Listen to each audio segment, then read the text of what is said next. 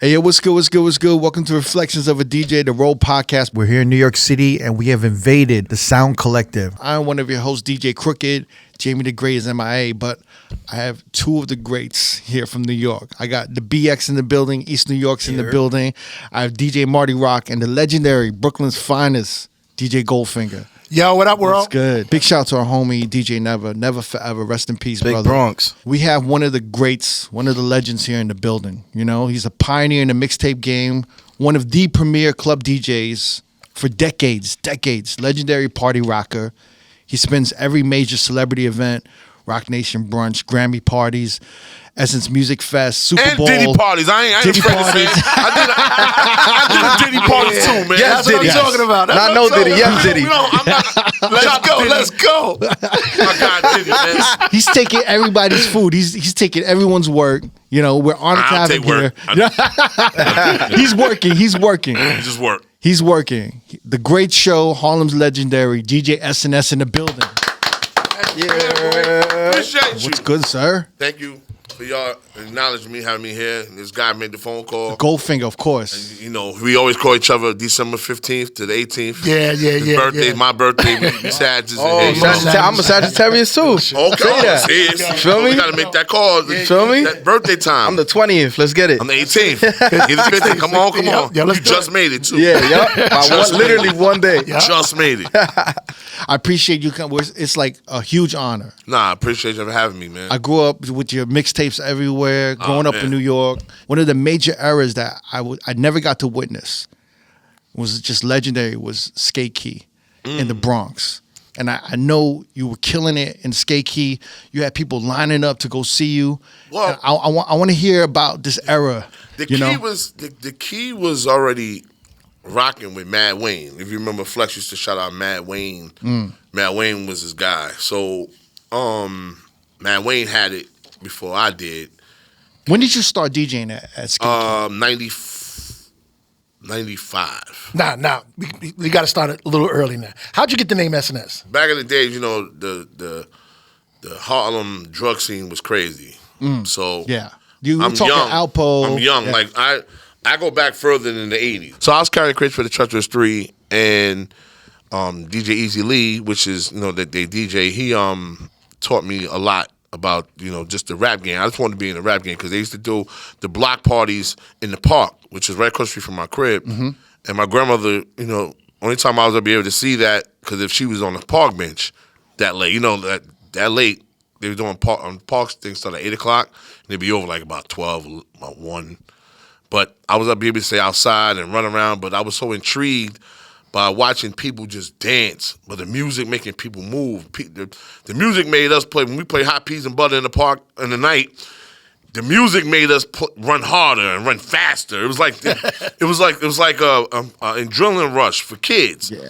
So I used to stand there and just watch the DJs, you know, doing the 1-2, and watching Mo D and them on the mic and everything. Wait. So who taught you?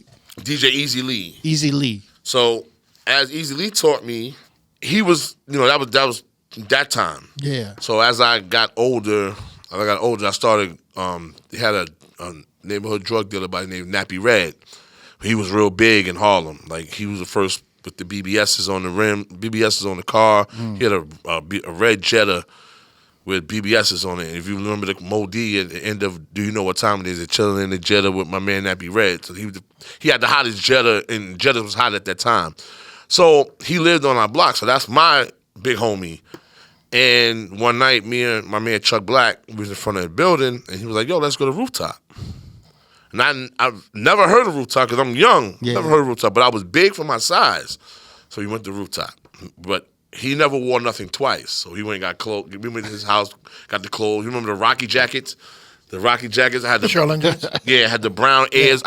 Remember, he never wore them twice. So I got to take the jacket and I got the Airs. He had the brown Airs with the beige check. Okay. Those was really hard to get back then. So those are still $100. Those were $100 back then.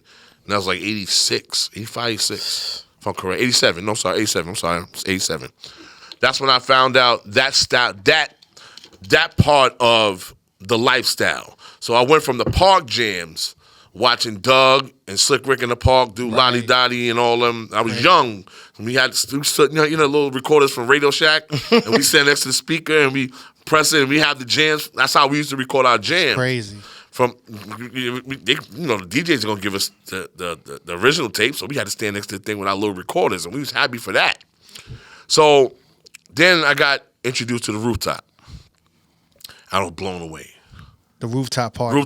The Rooftop skating rink in Harlem blew me away because it was just all the hottest guys in Harlem and the Bronx used to go there with the money. Everybody with the money was there. You couldn't get in if you wasn't a part of the life. You wasn't a part of the streets, you really couldn't. If you ain't with somebody, wasn't getting in. I never heard of Rooftop. Never heard of Rooftop with Brucey B? Nah. That's what Brucey B was the DJ. Brucey B was the king. Wait, you said skating rinks on the roof though? It's called Rooftop. Yeah. It's just a skating rink. But that's where Brucey B got his name from. And I got introduced to that style of the game. I had Easy Lee wasn't a party DJ like that. He was with Mo D and them. But I learned the other side from the park jams. Herc and them are from the park jams. They did their little parties, and everybody did parties. But I got introduced to Hollywood, Love Buzz Starsky, Rest in Soul. Right. Brucey B, Busy B, and them. I got introduced to them from Nappy Red because those were the lifestyle. Those are lifestyle DJs. Right. That's like that's like in Paid in Full, like when Alpo. When Mitch took Ace. Exactly. That's exactly. And then they would hit the block, right? Go to Max's or whatever. Yes, exactly. So we had clubs called Ebony Lounge. You had Willie's Burger, Willie Burgers. That's how I meant Willie's, not Max's. So that's where Capri got his start from. Because he had the tapes sitting right next to Willie Burger. So we used to walk up to 145th every time. That style of life, that lifestyle, we was always tuned to Bruce. Bruce was the one who started me on that lifestyle, that side. Like Easy Lee and Easy Rock. From Rob Bass. Rob Bass. So, Easy Rock is from Rest His Soul as well. He's from Lincoln Projects. So I used to watch them. So then, hip hop has so many elements back then. Mm-hmm. You had the backpack. What we call backpack was like the underground, but everything was still underground back then because everything was still. But the lifestyle was different. I learned early that lifestyle was different from underground. You know what I'm saying? Like Easy Rock and them had a different fan base. They had Mike and Dave parties. So they was DJing at PAL. They would do the YMCA parties, and then that was my crowd I went to school with. That was that crowd. But the older crowd was the Uptown Garage, Bentleys, and they was going there. But we had our own little parties. So that's when I got introduced to that. And then the Rooftop. It was like levels. So I learned all three levels at a young age. Yeah, and that's what made me know the music and because I didn't know what Computer Love, none of that shit. Hey, yo, what's good? This is Crooked. We got Jamie the Great here. Yeah. We're here to let you know that we have launched our Patreon, and if you fuck with us, really fuck with us, some ride or die shit out like here. if you're a roadie for life, not a casual. No, I'll take a casual roadie. Fuck a casual. I'll take a casual roadie, but if you're a roadie for life, you're going to go to patreon.com/Road Podcast. Mm-hmm. That's patreon.com/Road Podcast. One more time for the people in the back. Patreon.com/Road Podcast. Yes. And you're going to sign up and you're going to get an extra episode with this membership. Yep. You're going to get early access to episodes. You're going to see behind the scenes vlogs. Yep. You're going to see extra interviews that we've never released. Whoa, you're giving a lot of free shit going on. A lot of free shit. No, look, this is our opportunity to further build and enhance our community that we built with y'all. This is like a deeper dive into what we do and what goes on here. And these extra episodes that we're going to release a month on our Patreon, this is going to go back to kind of the old school Road Podcast where we would talk about all our personal experiences and everything that's going on, from gigs to music to the foundation of us. Everything. So if you want to show support, go to patreon.com/Road Podcast. Mm-hmm. That's patreon.com/Road Podcast. We'll see you there. See you there. Really? I'm just for me, I always hear about the park jams in the Bronx. Yeah. But I was kind of wondering what are the differences between Harlem, Uptown, and you know what I'm saying? Because you're saying there was park jams in Uptown, right? They give Bronx a lot of credit. Yeah. And I'll never take nothing away from the Bronx. But Harlem's different. Uptown is different. Hollywood was one of the creators of that whole startup thing. They could give Herc all the props they want to give Herc, but I'm keeping it 100 with you. Hollywood was in them clubs. Hollywood was in the what I wanted to be like Hollywood. Hollywood selling out the Apollo. Yeah. Like Hollywood has its own crowd. But that's what I'm saying is like the Bronx is like all the park jams and it was out in the open, but all the clubs was like all like Uptown, right? But, yeah, you got 371, which is in the Bronx. Mm-hmm. You got Parkside Plaza. You got Savoy. You got Sal Spot. What's the Fever? Disco Fever. That's where Starsky was king. Wow. That's what Starsky's house was. It was called The Fever or Disco Fever? The Fever. Disco Fever. Disco Fever, yeah. Oh, Disco Fever, yeah. That was right across the street from the Savoy on 168, but it was right across the street. That was the original Disco Fever. So you remember in Crush Groove, you know, that's the real club. Yeah. So I was just young, so I couldn't get in. You know, I was young. But unless I go with somebody from the block or if I go with one of most people's or something like that, I was good. But I learned all three elements of what DJing was about at an early age. So that helped me be what I am today because a lot of DJs don't understand that side. Like you don't know how to play music for everybody. What's the three elements that you're speaking of? You got to know how to play underground, which is backpack. To everybody now, is backpack. That's the Little Brothers, the Special 38s, and you gotta learn how to play that records. Then you gotta learn how to play the hood, the hood streets, music, yeah. the street music. You gotta learn how to play the street music. Then you got the mainstream. Mm-hmm. So the Latin music and the Afrobeats and all that, you're gonna learn on the way. Those are the trinkets you learn on the way. Those are the other genres you learn on the way. But those are the foundational type of lanes you got to think about. Yeah, those are the three elements you're speaking of. The three elements I grew up on watching. It kept me very humble because, you know, I'm thinking there's only one way of DJing. But if you don't... And what was that way? That just cutting and scratching. Right.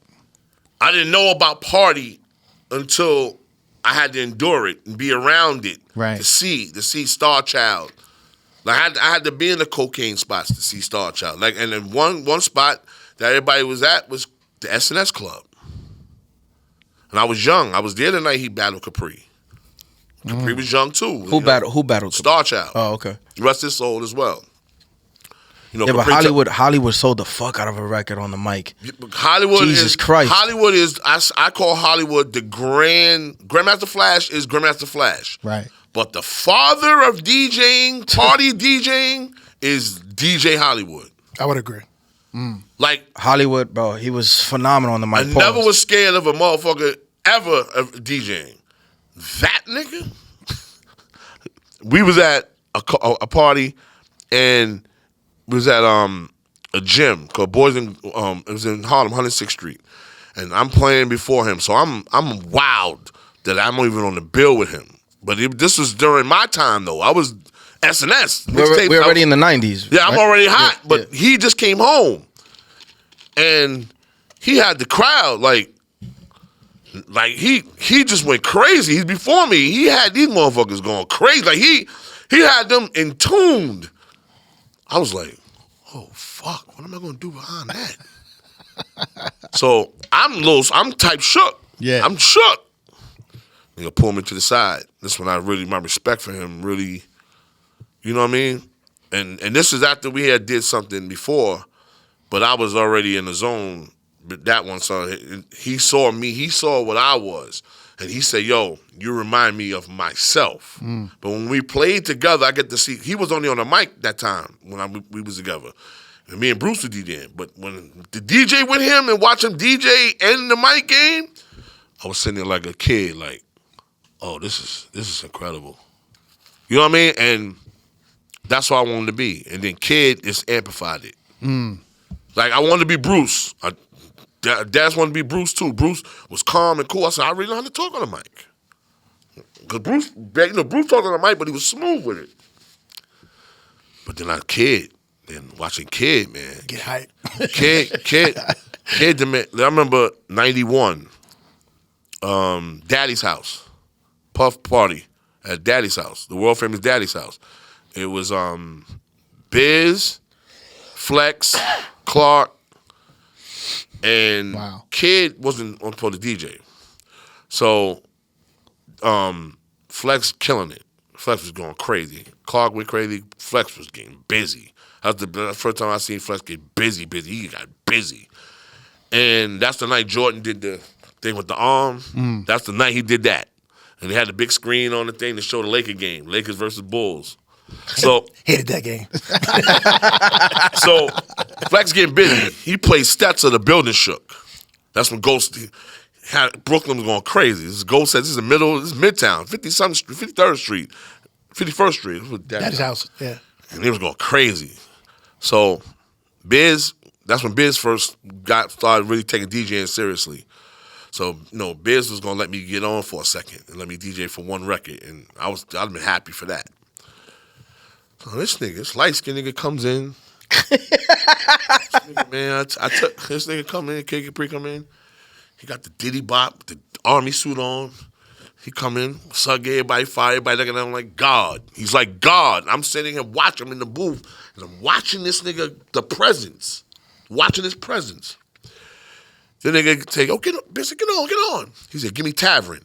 So they gave one record. So this is one record. Turn the music down. Yo, it's the motherfucking Kid. Yo, my nigga, when I say that, you might have thought Chris Brown walked in the building. Because niggas just went crazy. And he's not a rapper, he's a DJ. And I'm looking at him, I'm saying, that's who I want to be. That motherfucker right there. That's who I want to be. And he still ain't played one record. He ain't played the Tavern yet. It wasn't about the record. It was about him. Yeah. And that's when I learned, and I tell, it ain't the records. It's the motherfuckers who play the records. We dictate the momentum of the night. We control the helm. We like quarterback. We Tom Brady. You could be mentioning Gosh. You could be mentioning God. You could be Purdy. You could be all these other guys. But I want to be Tom Brady. Gotcha. Go. I want to be. I don't have to throw deep passes. I can hit you with a dump all day long. That's what I wanted to be with the crowd. And that's what he made it possible for a lot of us to get. To be honest with you, a lot of us to get bread. Because he demanded so much from a party DJ. Like every party DJ in America, and y'all can quote me on this one, none of y'all would be getting bread if it wasn't for Capri demanding what he demanded in 91, 92, and 93. He had to break the doors down, and he was getting 5,000 a party. Wow. Pretty much Jordan. Yeah, he's Jordan. Pretty much Jordan. Pretty much Jordan. Well, how was your mic game back then? Pause. Oh, I practiced that. Remember, I told you I was from the era. Right. Yeah. So I watched Capri. I was in Millbank when he was in Harlem High. He had Millbank on. So crazy. you were studying Hollywood? I studied all of them. I took all of them. I took Clark, Jazzy Joyce, because people don't give Joyce up props. Right. We just Joyce had was the Jazzy. female. We just had Joyce on it. Yeah. Okay. Joyce, Clark, Joyce, Hollywood, Star Child, Starsky, and Bruce. Yeah, but I mean, Capri was the total package. He had cuts, he had selection, but he they had did energy. too. They all had their own little style. Yeah. He had Hollywood, the demeanor. Now Hollywood, what Hollywood had that a lot of DJs to this day, I might call maybe 3 DJs had this. Lance from Brooklyn, rest his soul. He had this, and Grandmaster Vic from Queens. Following. This is what he had. He had so much of a following. Not just a following. But it's loyalty type of following. If you're DJing after them, their crowd just gonna look at you and not do nothing. No, this is real. This is real talk. They crowd would just fuck with them, not fuck with you at all. If you come on after them, they might walk out on you. I witnessed it. I had it. Or they might go back to him and be like, when you getting No, back on, they're gonna do that because they fans of them like that. So that's another element I learned. You know. But that goes hand in hand with the presence too, right? Just having a presence when you're on. Yeah, you gotta. I had this thing I do, and I taught a lot of DJs. I taught a lot of DJs how to do this, and I used to do this. I used to do it when I got on after this guy. So he'll go kill, right? He'll be in there. He'll go murder. One night he killed me in this big party, Outcast party. He murdered the fuck out of me. He killed nigga. Listen, he had me fumbling, my nigga. Like I don't fumble. This nigga had me fumbling. So I had to. I love hearing like legendary DJs such as yourself, party rockers, that can honestly say like, "Yo, I was nervous," or like, I tell the truth. Yeah. He know me. I'm never gonna. That's how we became good friends. I don't believe him. he know what he. So I mean, his defense, Paul Kemp said the same thing. I do this thing, and I watched Kid do it. I watched Starsky do it. I turned the music down and kicked the crowd into a little 5-minute limbo. No music, no nothing. 5 minutes is Reset a long the room. time. It's called the reset. The reset the room. That's a long time. Nah, it's not long. You time. can't do 5 minutes? it if you know what you're going to come Yeah. on with. If you know your first 20 minutes is going to be, I made you forget about the other nigga, that's your Reset job. the room. Reset the room. Nah, facts. Because if you don't reset the room and you think you're going to go on, you got DJs who come on before you that'll play the hottest record out. All the time. Just to get, that. They All the do time. that. But then I said, okay, play what you want to play. We always say, I said, go play what you want to play, my nigga. Facts. And I will reset the room. I did that to him in Miami. We was in Miami, and they was bothering him the whole time he was DJing. Cameo. They wouldn't let him. They wouldn't let the nigga get his. They won't let him get his shit off. Like he Wait, what you mean cameo? Cameo. Cameo. He wanted to get his shit off. Cameo. Club Cameo. He wanted to get his shit off, and I sat back watching And you him. burnt them, Goldie? You burnt them? Nah, it wasn't cameo. No. They wouldn't let him get his shit off. Promoter shit. They wanted to let him get his shit off. So Wait. So what was going on? I got him back that night. Do your thing. I got him back that night. I got him back So that you was night. killing it. I was doing good, but it was just They kept bothering him. What were they bothering you about? They was telling him, yo, you got to do this. You got to do It was just, that. you know what I mean? Typical bottle service shit. Okay. Yeah. So Politics. So, but how we won together, at Cameo that night. So I'm DJing. I got them niggas going crazy. I made the Pac-Man Jones nigga throw 30,000 in the These are the parties that I want to bring up like So that. he threw, I love this. I love this so much. Yo, he This is threw hard. the 30,000. He threw the 30,000 up like in ones and fives, right? He threw the 30,000 up, and niggas was reaching because it's not going in the crowd, but it's flying back to the DJ booth. I deboed everybody around and said, "Not touch none of this. This is our money." Got him. This is the times of the was organizations that was out. Was this a puff party or Different, the Outcast different party? organizations. It was a regular, Different organizations. yes. Allegedly. This that- is It was a regular night. It was Memorial Day weekend. Oh, shit. It was Memorial Day kind of weekend. around the Big Meech era or before Allegedly. Yeah, it's around that time. Around that time. Allegedly. Allegedly. Yeah. So I ain't even tell you this. We'll tell the Big Mix story a little while ago. So, we left out of there with a nice change. Some nice change. It was worth it. Put it that? Right. He wasn't mad anymore. He wasn't mad anymore that he didn't get his chance. He sat in the booth and he got paid handsomely to chill. Me, him, and the light guy. Him and the guy that controlled the boards. Yeah. We got paid well. The light guy said, when are you coming back? You want to guys do this every weekend? I want to be right here with you. You was on That was vinyl? Cameo. This was Yeah, we vinyl was on era? vinyl. Okay. It was on vinyl. Damn, imagine a fucking dollar bill getting stuck under the needle. No, everything. There was a lot of them. Yeah, man. Yeah, There that's what I'm was saying. so many on the floor that we couldn't walk You gotta around. sweep We them slipping. shits up. We were slipping in the booth. No, like for real. Like, and girls were trying to come in the booth and get money. Get the fuck out of here. This is our money, nigga. I'm Debo. I said, this is our money. I kept looking down. Like, there's a lot of money down here.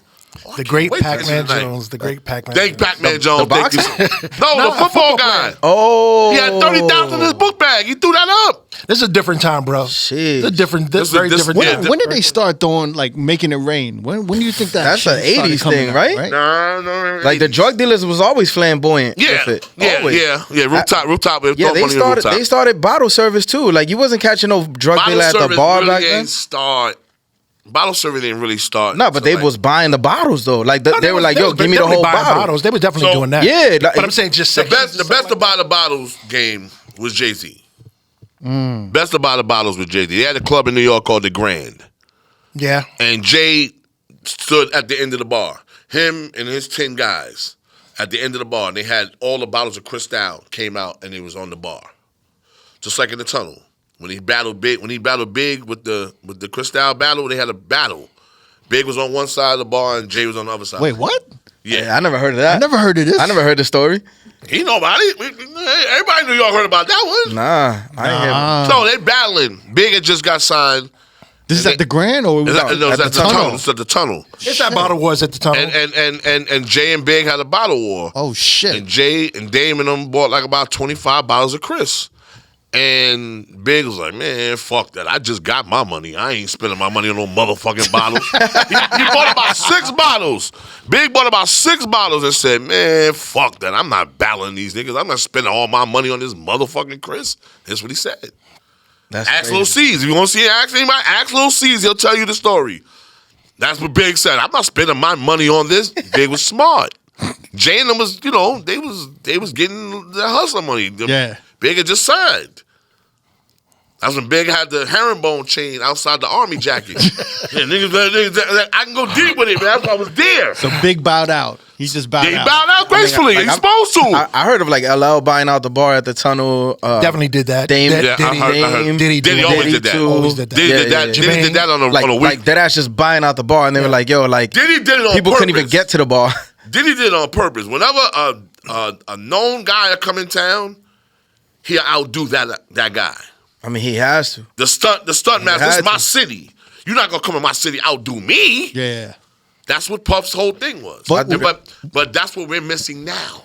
I do that too when I'm DJing. You know what I'm saying? What do you mean? What we're missing now? We're missing a creator, a person, a lifestyle, cultural. a cultural guy that can change, that changes the way people party. Puff parties were also great because Puff took control of his parties and talked to people and made people feel like, yo, I feel like I'm a somebody. Like if you're an industry nigga, you never had no industry, no pull, but if you getting some paper, you want to be like Puff. Can everybody here make some noise for B.I.G. for bringing it back to the East? It was like aspirational. Inspirational. And instructional. Yes, instructional and inspirational all the way around. And Puff made those parties. Like people say Puff did these parties. I don't know what they did in personal parties. That's not what I DJ.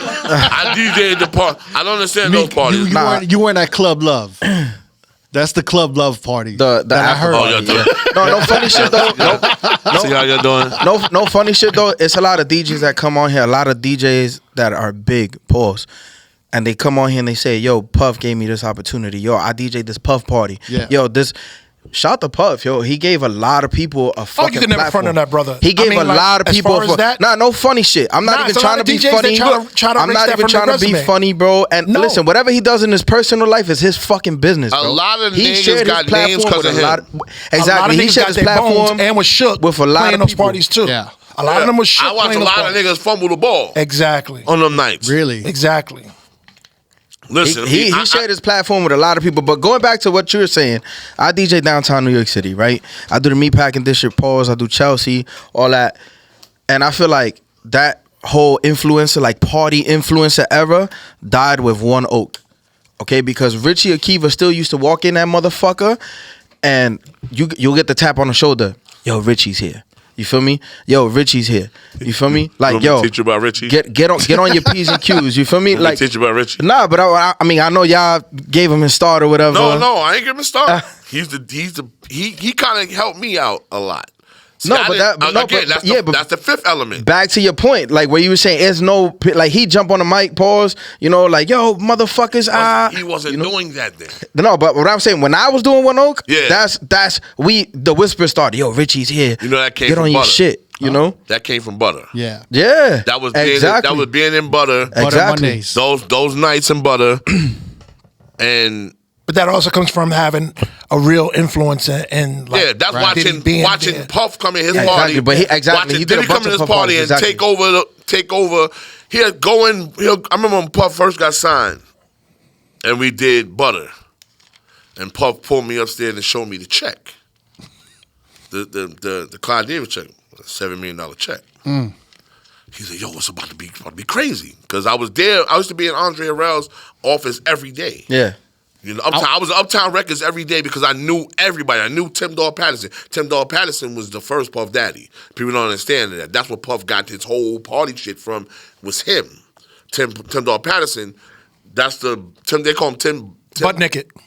See, I didn't want to say it. You're gonna say Diddy, then you're gonna say Diddy. Sorry. You know how they gonna be. You know how Keep it they. accurate. I just want to keep it So accurate. that's his name, Tim Dog, but Butt Nigga Patterson. But he was Andre's weapon when it came to the lifestyle. He knew the shit with the streets. Yeah, he was tapped in. Puff knew, and that's why they became cool, because they knew the streets, and he learned the streets and taught Andre. That's where Mary and that's where Jodeci. Right. Because remember, Jodeci didn't know how to dress like that. I don't care what Dalvin, Mr. Dalvin, they never gonna say that they knew how to dress first. They had weird outfits. Where Jodeci's not from New York, right? No, they're From not. North Carolina. They're from North they're from Carolina, the- Virginia. Yeah, they from the South, right?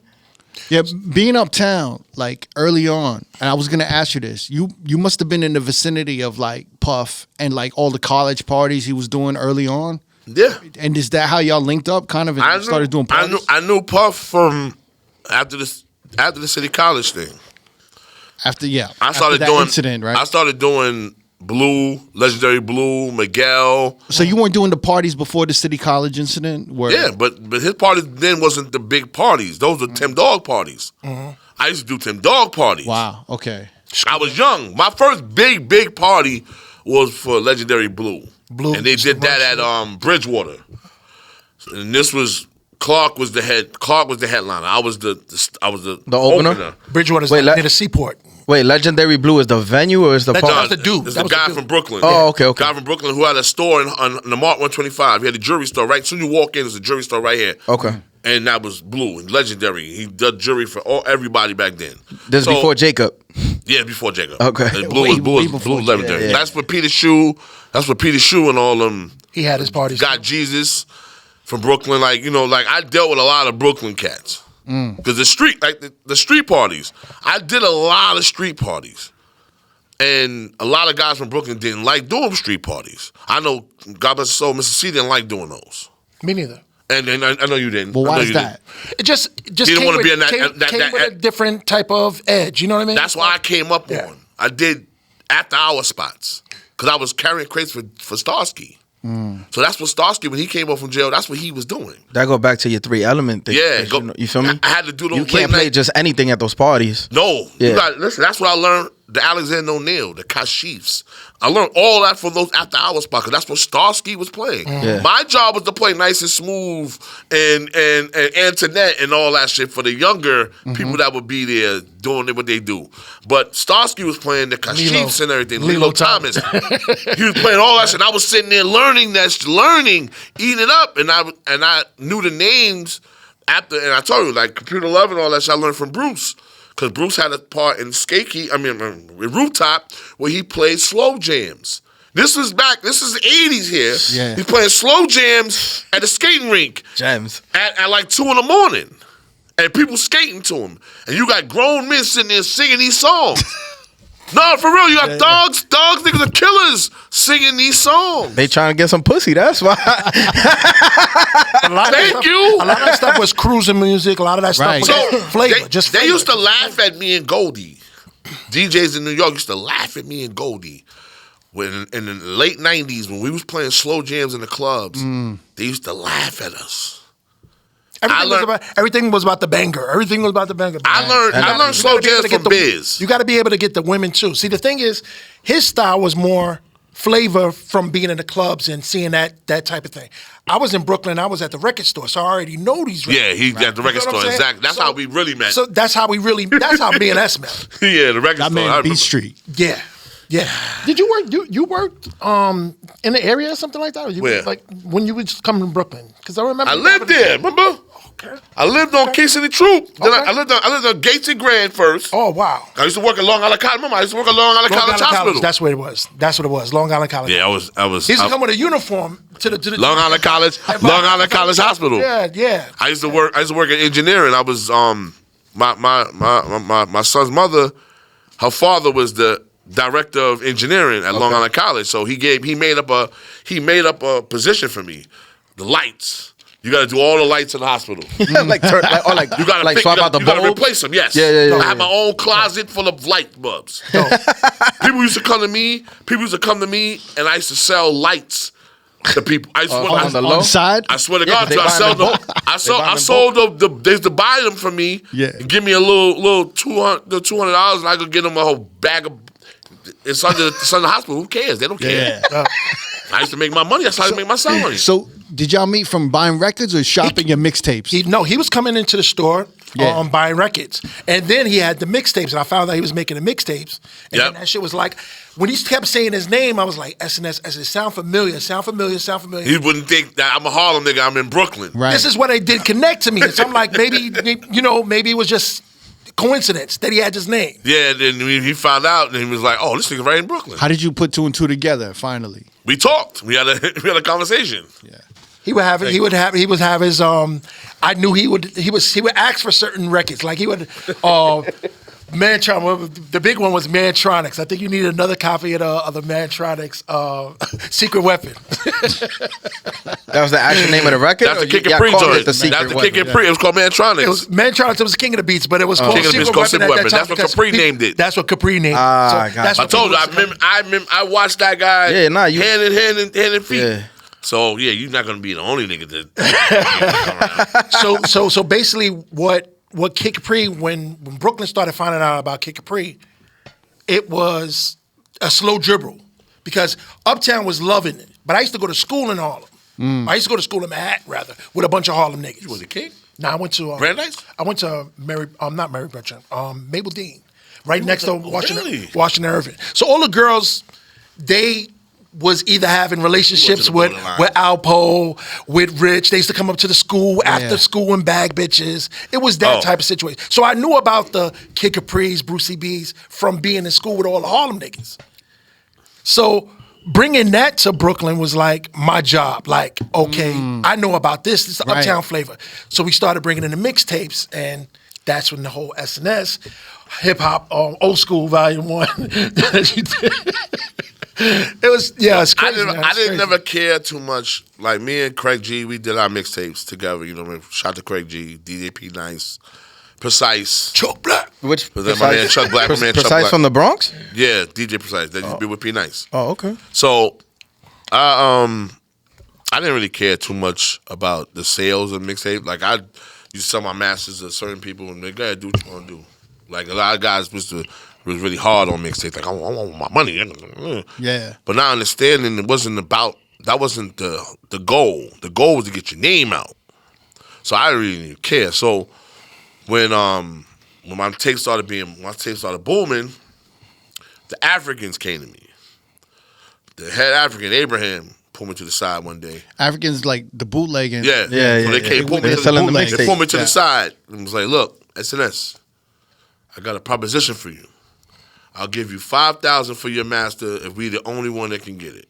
So remember at the time, I had the hottest tapes in the street because I had Snoop Dogg. I had Skipping parts, man. You skipping. What am I skipping? You skipping a lot of tapes, bro. Come on, that was Okay. 93. All right, all right. Come on, man. So Wait, finish this though. Finish this story though. no, we're going. We gonna go back? I gotta Go rewind back. real quick. Rewind. So when I started making mixtapes, we used to be at Stereo Palace. Everybody remember the great Stereo Palace on 125th Street? Remember, we not Oh, I forgot you're young. I forget. Yeah, we not from so that it was a era. store. It was a store. We not young, but Yeah. Nah, I feel bad. He looking for the cosign, and I'm here like, I don't. It was a store. It was a store called Stereo Palace, and Steve, Jeff, bunch of guys. These white guys. Yeah. They did the mixtape thing. They accepted the mixtape thing. Typical hip hop. When they gave me a chance to put it in a store, I was like, well, my home, like, So Ron was the guy. Ron was G, God. yeah. But myself, I stayed. Shout out to Ron G, my brother Ron G, and Doo-Wop. Peace, Ron. So Yeah. I say, you know what? I ain't gonna beat these guys unless I'm there in the mix every day. Every day I was at Stereo Palace for hours and hours. So somebody walk in the store, they sitting there, and I'm standing by the booth in the back where they selling the tapes, and I was like, oh, why don't you try the SNS tape? I was doing that. So then they stopped me from doing that in the store. And this is before, obviously, artwork. Yeah, before we had Kinko's. Yeah. We did Kinko's. We didn't do artwork. We had no cars and none of that. We did straight Kinko's. We did the Kinko's and did the... Yeah, but it was just letters, right? It was just like the title of the tape. The title and then list. At first there was no list. How were you duplicating your tapes? By hand? The telex. The telex. Yeah, when Craig and them did the telex. I told her I didn't care. I gave it to Craig and them. Craig and them did all the everything. But when I did that deal with the 5,000, like... The Africans was doing it. I told... Listen, you said... Yeah, you just needed the master. So, right? The tape that started it was Get Your Swerve On. That was a tape that... Well, let me go past that. I started playing records early because of Easy LP... And they were mixtape DJs as well. Easy LP and Buck Wild. So if people don't know who Easy LP is, Easy LP did Get Money and Special Delivery. Iced Out Medallions. Mm-hmm. Iced Out Medallion, yes. Yeah. He's beat. And Buck Wild, did Whoa. Buck Wild, the Story to producer. Tell. Yes. He did Master OC. OC. Yeah. Time's Up. So these are my guys. We used to be on the phone every day talking about how we gonna change the game. So they was like, yo, you can't. Yeah, so your voice and everything is dope for mixtape, but you got to take it up to another level. You got to start playing exclusives. All right, let me stop him. Our point of view is when he came out with the old school joint. He had the legendary old school joint was Kid Capri 1 and 2. Right. Old school 1 and 2. But he did old school. Those are the staple. Those are the staple. Those are the foundational old school joints that you play in the party in the club. My old school too. SNS came out with his tape. And he had different joints on it, and he didn't do it the same way, but he still had flavor. But it was different than Kid Capri. You know what started my old school segment? What was old school 2? The rap one. Okay. The rap one. No, is that the one with the that's controllers? One with Do the James. That was the controllers? No. Yeah, yes. That's the stage joint. Yes, that's the stage joint. That was the rap, the old school rap joint. Was it? Yeah, the rap. Yes, the rap. You was recording into a 4-track? No, never. That shit was live. It was live, man. It was live. And records when I didn't have records and I had new stuff, we did straight pause mixtape. The tape deck, held the pause button down and press it and drop it. Baseline. Yep. Let it go. Even some of the Kid Capris, you hear the record skip or a fuck up, and he's just like, "Yo, part of it." They just kept it going. They just kept it going. See, the thing is with the mixtapes, then it was like the mixtape was part of your character. It was who you were through the mixtape. So everybody had their own flavor. Ron G was known for his blends. He was known for maybe the blends that he would do, like he would do Super Mario or something like that and blend it with something. Right. You know what I mean? It would just be other stuff that he did that was different than Kid Capri. Why became known for what Kid was known for rapping.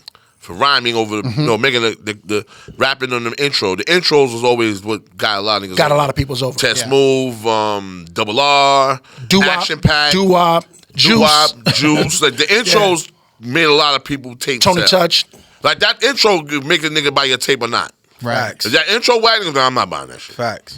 And you might have the dopest mixtape, but if your intro ain't tight, you ain't. I mean, Spin Bad's intros were always. Yeah, I mean, that's years later. That's usually the bulk. That was like the bulk of time that you put into your mixtape was the intro. Yeah, the intro. Just make sure your intro was tight. That and would you take can like add 2 weeks sometimes. your first 10 records or your 7. first story. It depends on what song you came on. If you came on a song that wasn't available on other people's tapes, or you came across, you presented it a different way, you was good. So his old school. I came out with.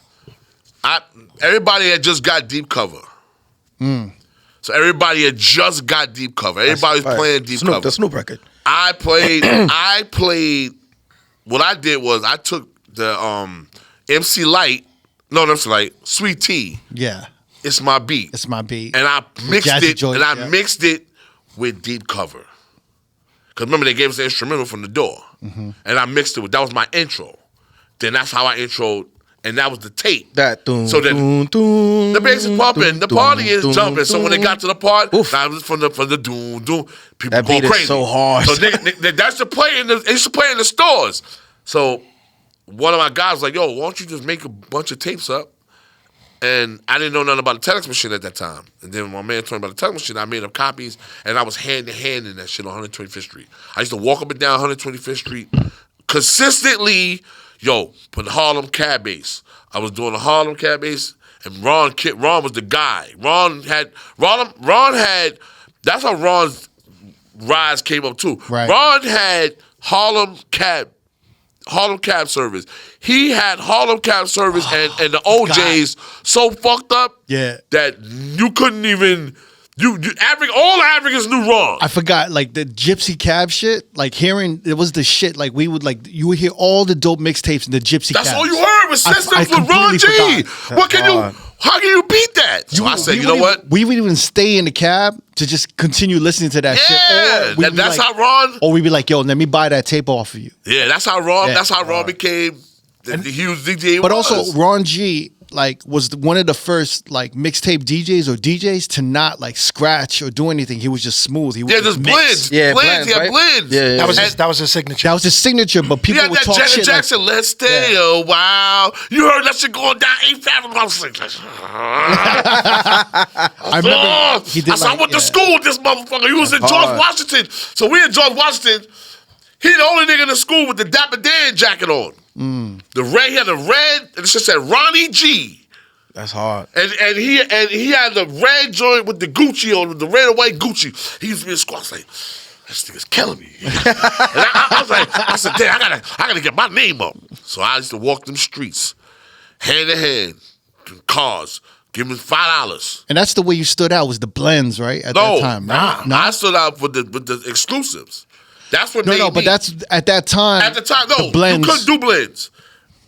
I didn't want to do blends. Yeah. I did one blend tape. Because Ron had it on lock. Ron had it locked down, so there's no reason for me to try to do that. Doo-Wop did the rap thing. Right. His intro was with him and Snagglepuss in them. They had the right intro. Snagglepuss is crazy. Then you got E-Brothers. E-Brothers had the dope blends. So E-Brothers took it to a different level than Ron. They started doing the cartoons. They would take cartoons, like Mario Brothers. They'll take the sounds of Mario Brothers and make a hip-hop beat to it. And that'd be an intro. And they started taking television shows like This Is It, and mix it with hip-hop beats. Killer.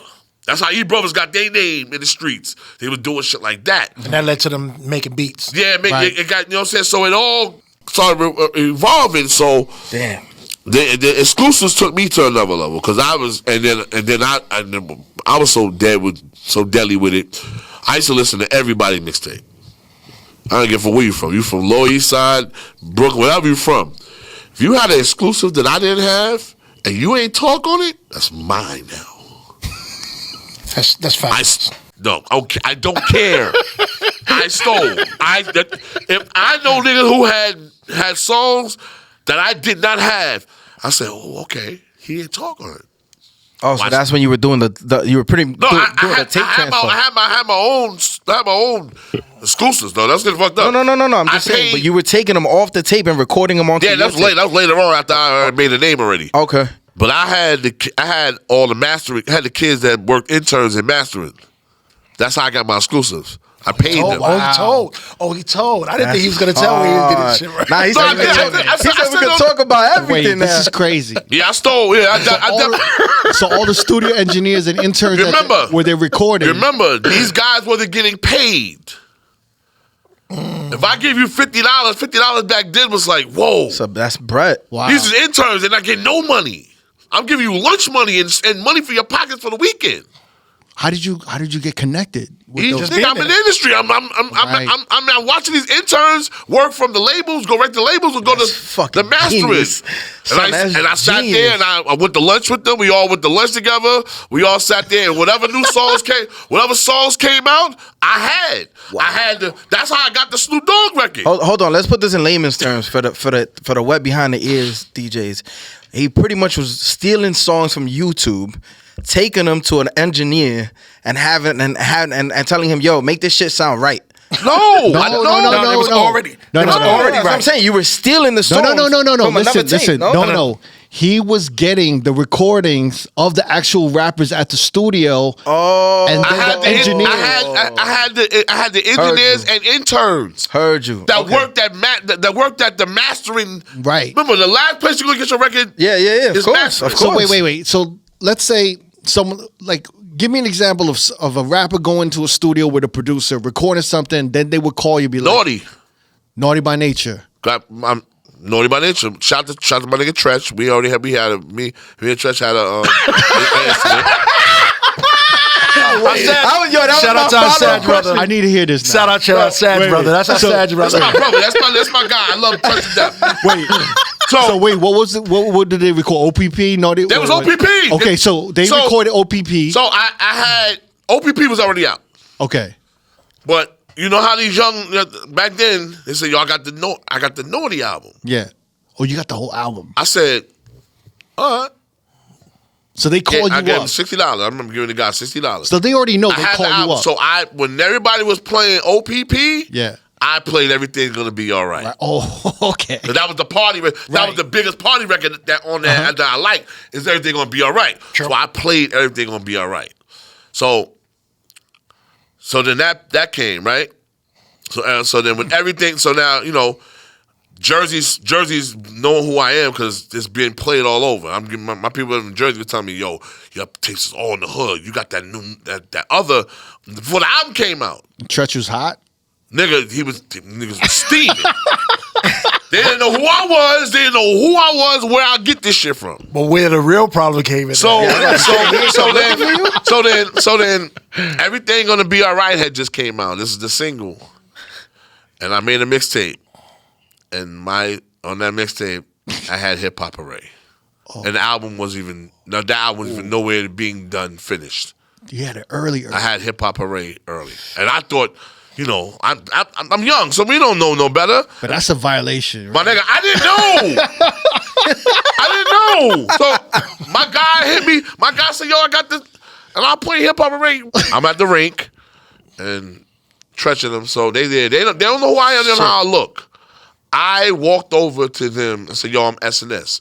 Stretch, wow. Redman, Vinny, and some other guy. And he was like, "Yo, dog." Stretch was like, "Yo, dog.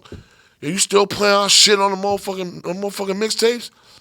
I was like, "Man, I'm just paying homage to y'all. I'm just trying, I'm helping, trying to help them." He's like, "Nah, man, you taking food out my food." So I had on one skate. So I back, I started backing up, and they coming towards me, and then I know I'm gonna lose this. So I fell. So the first thing you do, and my uncles always tell me, if you ever get in a situation where you're gonna get jumped, Cover your motherfucking head. Cover up. Yeah. So I went to cover up, and they stomping on me and everything. Oh, I'm covering up. they put hands on you. Yeah, they put hands. Shit. This Naughty by Nature, this Hip Hop Array thing came out like 6 months before the album came out. Yes, 7. Yo, this is before the video, before the Spike. I just told you, Everything Gonna Be All Right had just came out as a single. Now think about this. Think about this. Hip Hop Array was the biggest record of that year. Yeah. What is this, like 92? This is 92, 93. 1993. But he came out with this shit in 92. Yeah. Wow. So he deserved his ass whipped. I did. He earned it. So later on, and Tommy Boy was so tight. Tretch and them went up there and went bananas at Tommy Boy. Tommy Silverman was so tight. They tried to ban me. Oh shit. Like take his tapes out the store. But you couldn't do that because I was already in the street. Right. It was too late. He tried to blackball the street, they couldn't do that. In the industry, they tried to in the industry. Yeah. But he couldn't because But I was it was too deep, plus I was too hot in the streets. The streets, they couldn't stop the streets. You can stop the industry, but you can't stop the streets. I wasn't an industry nigga. I was a street DJ. Yeah. So I was getting more power in the street. I didn't even give a fuck about coming to labels again. I was get my records regardless. I had them in B Street. I had Rock and Soul. It didn't matter. So Later on, down the line, me and Tretch saw. We lived in Edgewater together. Me and Tretch saw each other, and we squashed the beef. One of his baby moms is from the Bronx. It was quite after, but After when Tretch broke it down, when Tretch broke it down, when Tretch broke, he was platinum. Hip Hop Parade did well anyway. Yeah, that's what I'm saying. But I didn't understand it. But what Tretch said was the realest shit to me, and I felt more bad. He's like, S, imagine if somebody would have took the idea and did that exact song. Like a bigger artist. He said, no, there's another artist that came out with the same idea and did something similar to, hey, ho. It's like somebody stealing your lotto ticket to a certain degree. Facts. And they win your money. Yeah. And I was like, it's like when there were 3 different Whoop There It Is. Yeah. Exactly. Yeah. So I was like, damn, man, I was young. He's like, no, I understand he was young now, but that's the ramifications that happened. Right. And I said, bro, you know what? I deserved it. And I did. You know what I mean? So he was like, no, but he said, what you did. Then you got hot by Redman, bro. That shit. No, you know what he said? No, you know what he said? He said, yo, you know what's so crazy, SNS? That it's not the fact that you played the record. It was in every car in Jersey. In every car. He said, everywhere he said he went, he heard Hip Hop Parade. It just made him madder and madder and madder. He said everywhere, every place he went to hang out was Hip Hop Parade. Hip Hop Parade. They had to put that as the first single on. They had no choice. Oh shit! They had to. So that wasn't supposed to be the first single off the record. It was gonna be anyway, probably, but they had no choice because it was already gave it a buzz.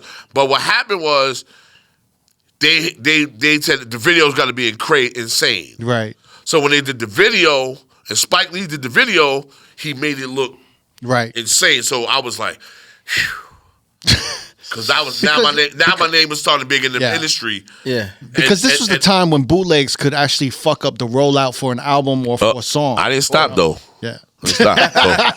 So like 94, like Illmatic, the bootlegs fucked up Illmatic. You want to talk about that? That's a segue. Great segue. That's a segue. Great segue. Whoa. That's a segue. Great segue. You must have known something. You must have did your homework. So here comes 94. Thais Harris from Columbia. Love you, Thais, always. Thais was fair. Was the most fairest person I met in the industry. Like, real fair. I'm shocked. I ain't gonna say that. She's a good friend of ours.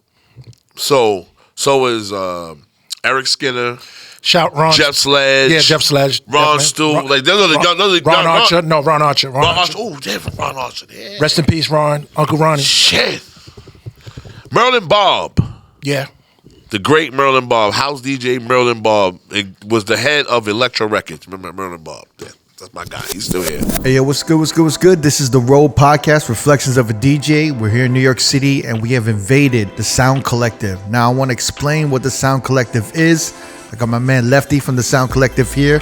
Lefty, thank you for having us and hosting this beautiful studio for us. Exactly what is the Sound Collective here in New York? Modern, state-of-the-art facility with tons of production gear. And one side of it is you can be a member and you can come here and pay monthly to use the rooms and the gear and sign out time and our space. We have a state-of-the-art studio. We have all these production stations, DJ stations, instrument practicing rooms and such like that. And you also teach. You have classes and sessions, right? We have intensive programs, short-term programs that people can come and take Saturday classes on DJing, production. There's like kind of a community building within where there's like DJs, producers, musicians. Up and coming producers, people honing their craft and learning, and DJs and all these things. And they come here and practice, and we have all the new gear, so they come and check that out and get familiar. And a lot of DJs will come in from out of town, be like, let me get a day pass so I can just get a refresh on the 3000s and the V10. And what's great is that a lot of our guests, everyone from like Clark Kent to the technician to like Camilo, they come in here and they're just like, holy shit. You want to play with all the gear, man? Yeah. I didn't even realize this, but you guys have like studio spaces where people can do live streams and they can do their Twitch streams. Yep. We got a whole green screen set up already, multicam, full on switcher. Like, we also do a lot of events here. We're bringing a lot of outside talent, organizations. We got a big event coming up with DJ City, Beat Source, and Serato. That's part of our family. Yeah. We did a big one last year with them. We got another one coming up. For our listeners, is there any way we could hook them up with a deal, or,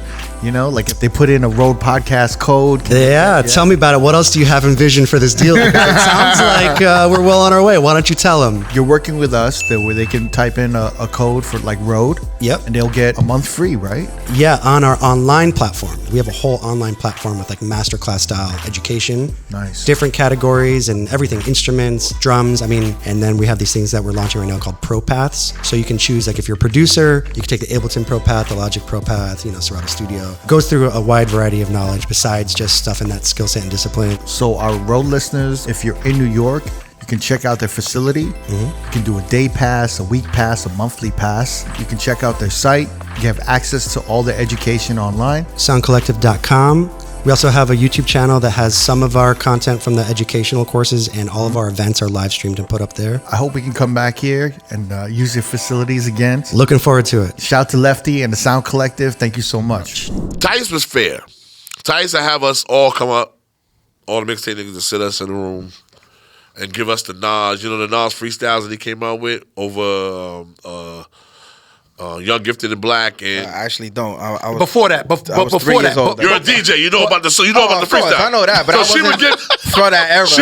She would give us the joints all together. Before that though, they had Big L, Curious, Nas. All of them got introduced on the label at the same time. Right. This is Columbia was trying to get into the hip hop. They were trying to get into the hip hop. That was Columbia Rough House. Right. That was So Rough House. they had Rough House. They had Cypress Hill. They had Crisscross. They had their joints that they was coming out. Right. So Big L, Big L came from me.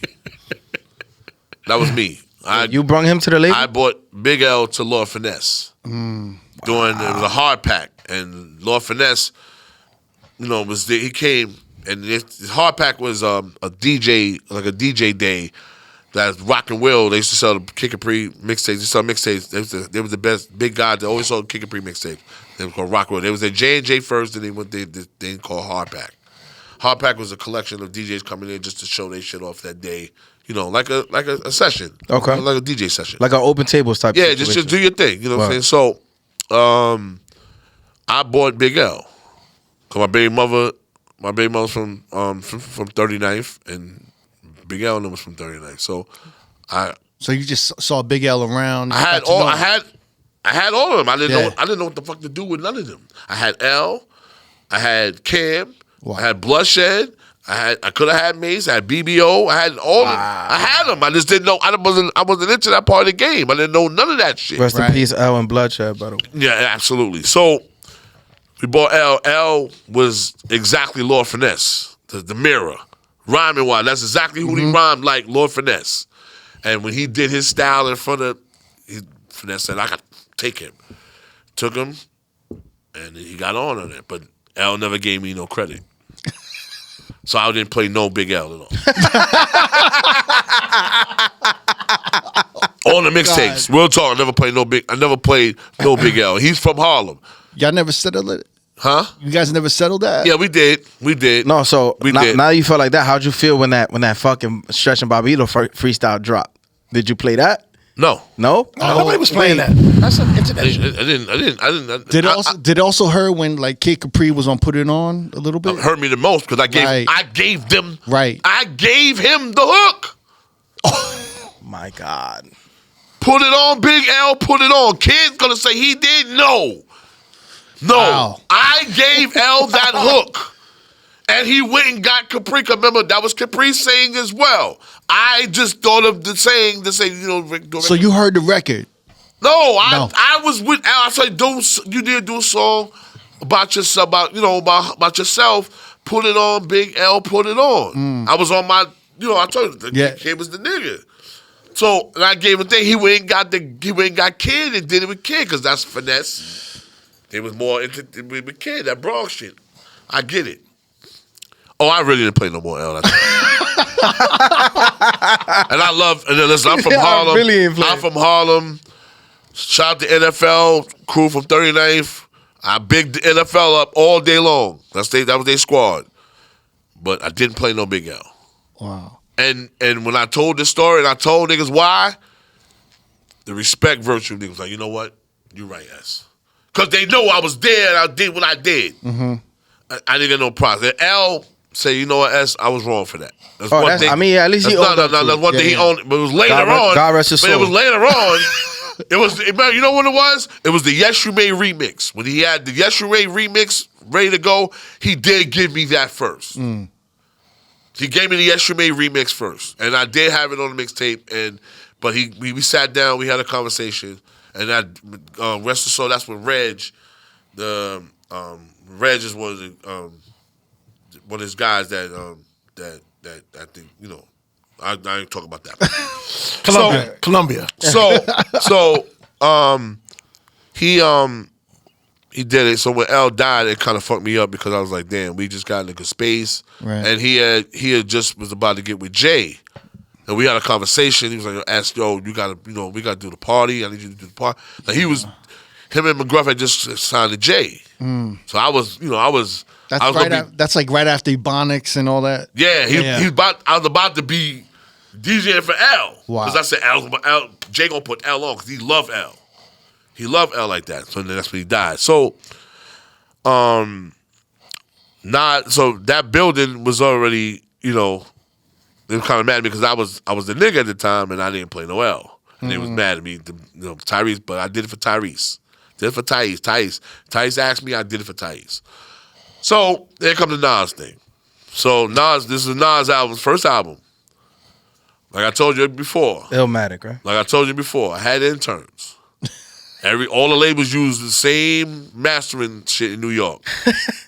Oh, you had them at the mastering. I had the master. I had the guys in Sound Factory on 51st Street. Wow. I had them all. Wow. I had them all over. They called me, I got sauce for you. Huh? Oh, they was in your pocket then? It's in my pocket. Yeah. Exactly. Wow, this is fucking genius. They gave me the Nas album. That's genius. They gave me the Nas album. So I was playing everything. Let's keep it real. Goldie's still tight. Let's keep it real. Goldie's still tight. Wait. Let's keep it real. How that mixtape doing in the store though? Hey, yo, it was crazy. So Nas wasn't the figure everybody was putting Nas in. Right. He wasn't that yet. Not yet. New York State of Mind was dope, but it wasn't. He was known as he was like Rakim. They called him the baby Rakim, but it wasn't until the album came out. That's when it. But before the album came out, I made a mixtape. Wow. I had 7 songs on it. 8. He only got 9 songs. He only has 9 songs.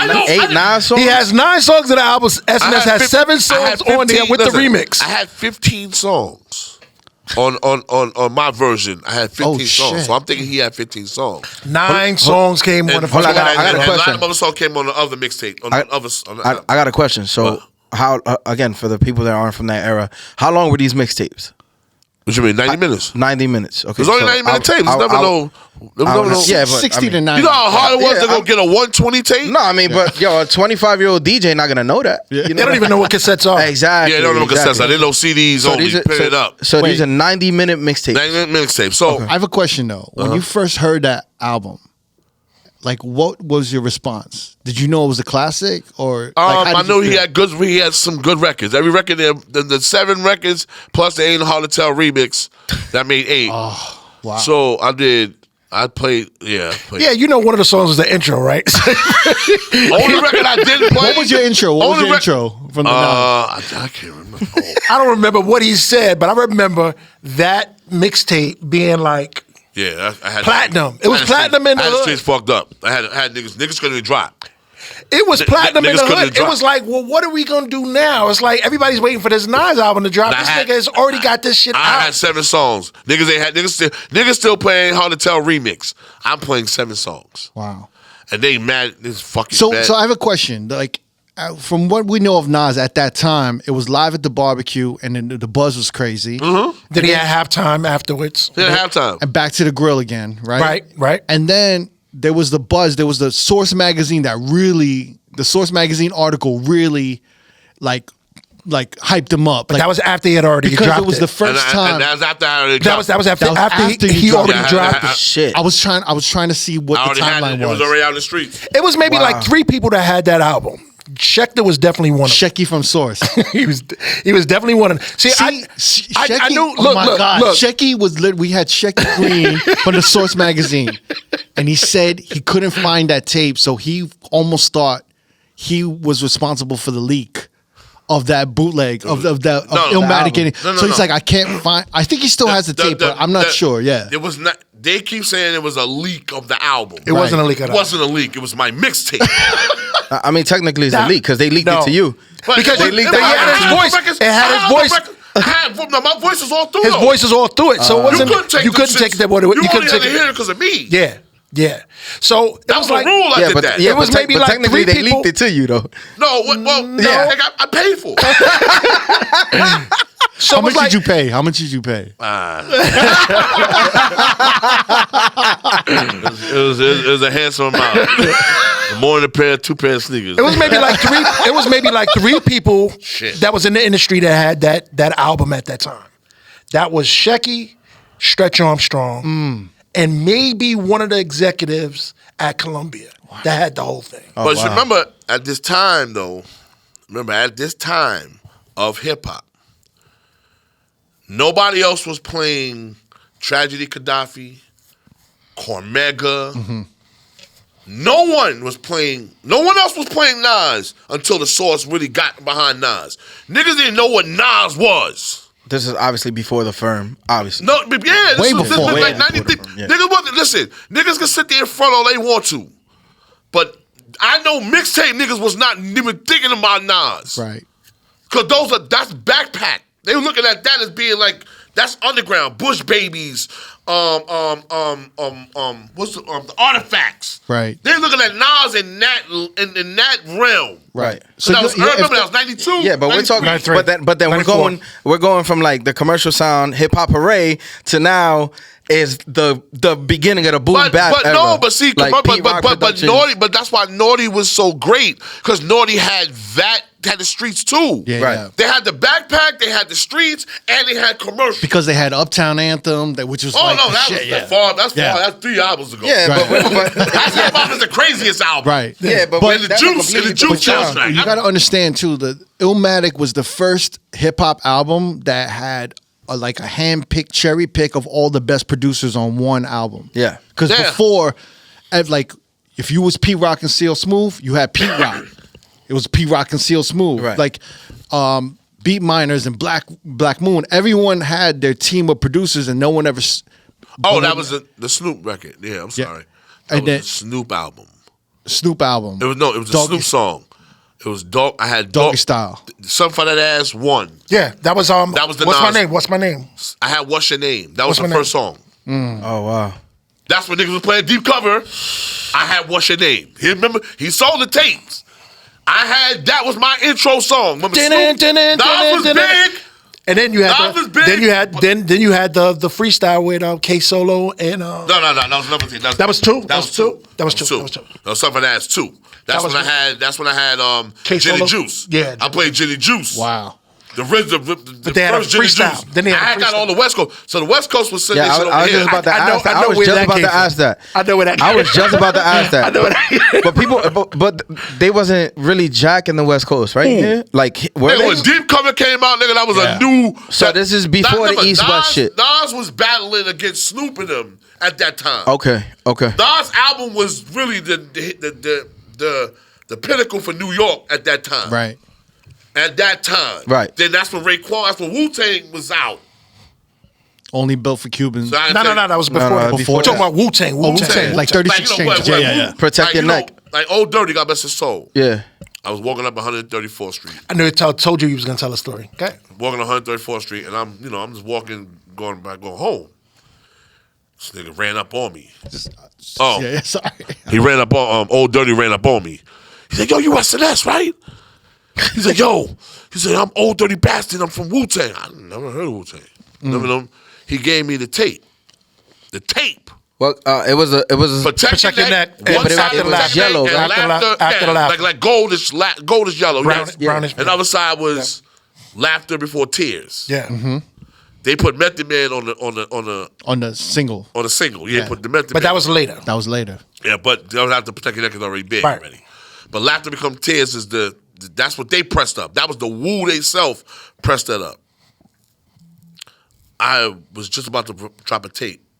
I had finished it and everything. Went home and put Protect Your Neck on there. What? And Laughter, but both of them on there. That's hard. And Old Dirty was like, yeah. He saw me again, and he used to be in Harlem a lot. So that's how I got cool with, and then, it was history after that.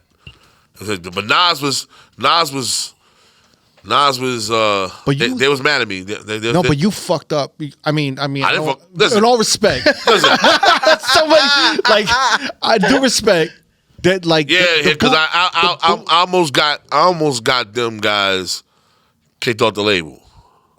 I was told. Oh, That's shit. what I was told, that they was so. because the sales for Illmatic, It didn't do. But it was supposed to like. It was after the source did the write up. They and they got the 5 mics. Yeah. They expected the they had a album to do classic millions. album. They thought it was going to go platinum. Yeah, they thought it was gonna go platinum. When it went gold, and they blamed a lot of that on me. They blamed a lot of it on them. They blamed that a lot of that on me. But a lot of it too was the fact that Faith Newman and them trying to get me back. They spent a lot of money on that album, but then it wasn't really a lot of people really buying East Coast rap at that time anyway. Because the bootlegging shit had started like 89, 90, like Brand Nubians. Yeah. Brand Nubians came out with their album. Right. Their shit was totally bootleg.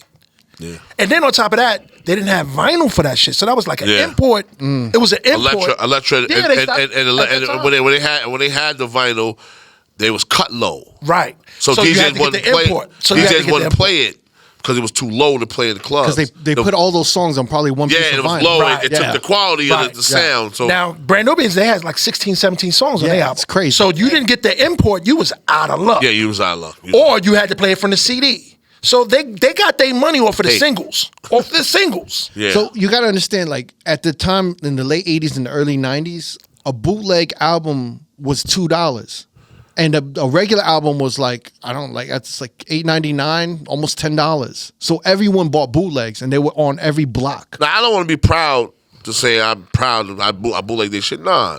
But I mean, I'm for the mixtapes- culture. I'm for the culture. A I just mixtape wanted to isn't help. necessarily a bootleg, though. Right. You know what I'm saying? So like, But they classified it after that. But yeah, It was I mean- kinda like Yeah, that. they try to say everything was bootleg. They try to say the R.A. try to say all our mixtapes were a form of bootleg. but they're not. They're not the form of bootlegs because like. But it helped a lot of artists become who they are. Of course. Right. Did they come at you with legal action though? No, Or because threatened they didn't know how to reach us, and that's when I had So that. what happened? They would come to the store, and then they would look around, and they would try to like. And then That's why I told you that they we tried had to shut be it on down? patrol. Is that when y'all started getting rated? That's when we used to start to get rated. So Because he they- started that too. No, because no, what happened? SNS, you a troublemaker, yo. What would happen is if these big companies didn't sell what they thought they was going to sell, they would just blame it on the stores and they would blame it on the Right. mixtapes. Because they And couldn't then do would anything get- else. Right. So what they would do hip is hop was so underground. Yeah. Right. I didn't realize that this shit was going to be like that. Real talk. Right. We knew hip hop was just underground. Nas was just a product of the underground. We didn't know the underground was going to be so beneficial the way it was. Right. And like guys like Bush Babies and all them, they got their props too. all right. So let me Like just the put it in youngsters perspective. and all Let me that. put it in perspective. You kind of got out of hand with the Nas one because he had already had the reputation of being a person that plays shit first. Right. When the Snoop Dogg shit came out, everybody knew this nigga SNS gets that shit first, and it is what it is. Because that's 93. Nas is 94. 94, you kind of took it. I didn't know. Yo, OG. You gotta take advantage. OG, I'm gonna keep it a buck with you. 7 tracks is crazy. It's nuts. It's bananas. 7 tracks It's is bananas now. crazy. So how many think I pay to Raekwon? Yo, 7 tracks is crazy. But I didn't know he was gonna have 10. I didn't know he was gonna have 10. He had 9. No, it's 10. It said 10. 9. Damn, I'm even more mad at myself. I apologize, Nas. That's Like, I told you that already. Jungle and them was so mad at me. Shout out to Jungle. Shout out to the whole Queensbridge. I used to go to Queensbridge by myself. Wow. I used to go to Comega, come get me from the train station. Comega used to show me so much love. I used to show the Comega and them so much love. We used to be in clubs. I used to see, and that's another thing. As me coming from Harlem, I used to be downtown a lot. I used to DJ in them little small, cruddy spots when everybody there got hoodies on and vests. Right. And niggas is real hip hop. That real in your face hip hop. Yeah. He used to do home base. And I used to be in the Muse. The Muse. I was in the Muse. This is gritty downtown. Shout out to Big June. He put me in the Muse. The Muse was like a pinnacle of hip hop, like a real pinnacle of hip hop. Like I was there when Onyx was signed to Profile, and Mobb Deep was the 4th from Broadway, and they had their little cliques. I gotta tell you, hoodied up, army jacket on, hoodied up. That's how they was dressing back then. They was deep. I played what's the song? Back. Back It Up. Back It Up. That was the first record. I used to play that in the Muse. That's how I got my respect from Havoc and them, and then their whole Queens. The remix, the remix, right? The original version. Oh, the original. It was in the club. Remember, they had the wax. They came in with the wax. They can make sure I had the wax. Flex, because remember, me and Flex was in the Muse at the time. And when Flex didn't DJ other parties, they would call me to do the Where was the Muse? What's 14th Street. Yeah, it's in the West Side. West Side Highway. 14th and what? The Meatpacking. Oh, like 14th. Yeah, nigga, classic. And that's when the Meatpacking was the Meatpacking. That's when that shit smelled like meat. Yeah. Pause. But it was horrible over there. It was like you was going over there. It was like dark, dangerous. Ran down. It was still there. Yeah, it was filthy. It was filthy out there. You got a double pause sometimes when you say it. Pause. It's not. Word meat, you got to say double pause. Yeah, it's not the meat packing that it is now. Pause. There was no Apple Store. There was no Samsung. Yeah, there Niggas was got robbed every weekend. This is if you stayed out late enough, you'd see that whole area. You see like is the revamped. carcasses. You see That whole area, the whole culture, the whole culture. People's on that area. There's people. Like I remember when Ice Cube performed at the Muse. It was a lot of gay bars there, right? It still I don't know is. about that. I don't know about that. If you partied over there, No. Now Soho House is there, bro. If you walked over there, that's what I'm saying. It was more gay bars than it was. It was like the people that were walking, like you was walking over there for a purpose. They'll tell you They'll tell you don't walk on. Don't walk by the West Side Highway. Yeah, the Muse is over there.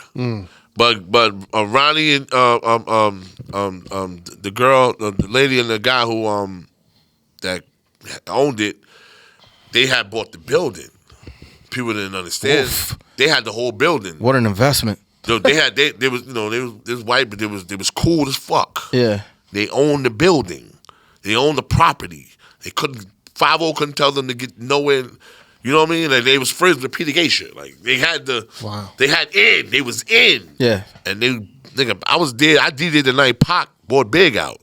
Wow. Oh, shit. Yeah, everybody went through the Muse. There was R&B. They had SWV there. Yeah, they had Peter Geisha owned Mars Bar too. A lot of shit, bro. Peter Geisha. He owned half Mars. of New York. Yeah, he owned Mars Bar too. That's why Giuliani was going hard at Peter Geisha. Yeah, because he couldn't control Peter Geisha. I don't know if I should say this on the thing. I'm gonna keep it quiet. Yeah. No, I'm not.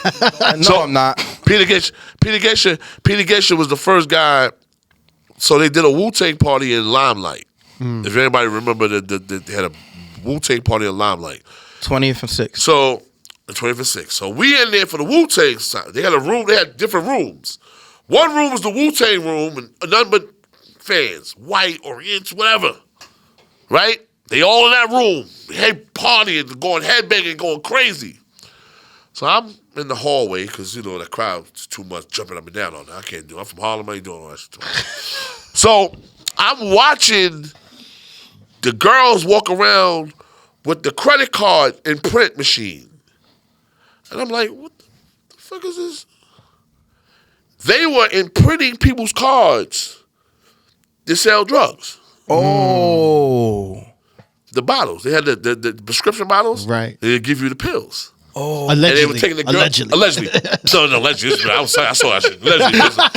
So, they take back then everybody had their cards. They had the green American Express cards. Yep. They put this shit on there, go, click, click. And that old school shit where they needed the paper They slip. put the card there and they had a copy thing on. Click, click, like that. And they kept doing it. My nigga, that bottle, I knew one girl, she bought a bottle of pills. It's $500. Damn. Just the bottle. And they would, and it was a lot of them being sold. They're E-pills. They were E-pills. So that's one of the elements of hip hop that I understand it why Limelight stood there for so long. Because you couldn't do nothing with litigation. That's why the tunnel was the tunnel. Fuck the tunnel you see with us. The tunnel had a long history of that was house night. Yeah. I mean, you had don't Junior drink like Sanchez, right? Was it Junior Vasquez? Junior Vasquez, right? No, Junior Vasquez was at Sound Factory. Junior Vasquez used to do the tunnel sometimes. Yeah. I'm thinking of Larry Levant. Larry Levant played there, right? Nah, we only went there for hip hop. We only went there Saturday. Oh, Paradise Garage. Saturday was a wild night. It had different people. And the Kwame time. The polka dots. And the Kwame time when niggas was shopping at the Gap. Remember the Gap? Yeah. So niggas, we all had wore the long beige trench coat. Remember the beige trench coat, the Gap with the black with the brown shirt with the polka dots on it. Yeah, I definitely wore those. I wore that. I'm from Harlem and I wore that. Yeah, the Doc Martens. Because it was. Did I have Doc Martens? And I couldn't afford Doc Martens. No. Did you have the bleach? No, we didn't do the hair. We never did the hair. No. We did the ball heads. I had ball heads. I was bald head all my life. Except for when I was younger, I had afros because that was the time. but that's the element of hip hop people don't understand. Like it's many elements. It's not just 5 or 10. It's like 20 elements that y'all gotta understand. Your DJs gotta learn about. Like, you know what I mean? Like, to be good at DJing, you gotta know all those because you never know what's gonna happen. Like, somebody might want to book you, and you can adapt. You can adapt to that market. Like, I had a party recently, and I'm in there. So my mindset, you gotta have a mindset before you leave your house. So I came to New York. So the party, I didn't know who the promoter was, but it wasn't a promoter. It was a person who saw me do her best friend's party, which she's black. So the girl who did the thing is white. This party was all white. When I say all white, they had on all white, and they were white, and they were they were Greek. They were Greek, and I'm sitting here. I said, "Oh, what the fuck am I gonna do today?"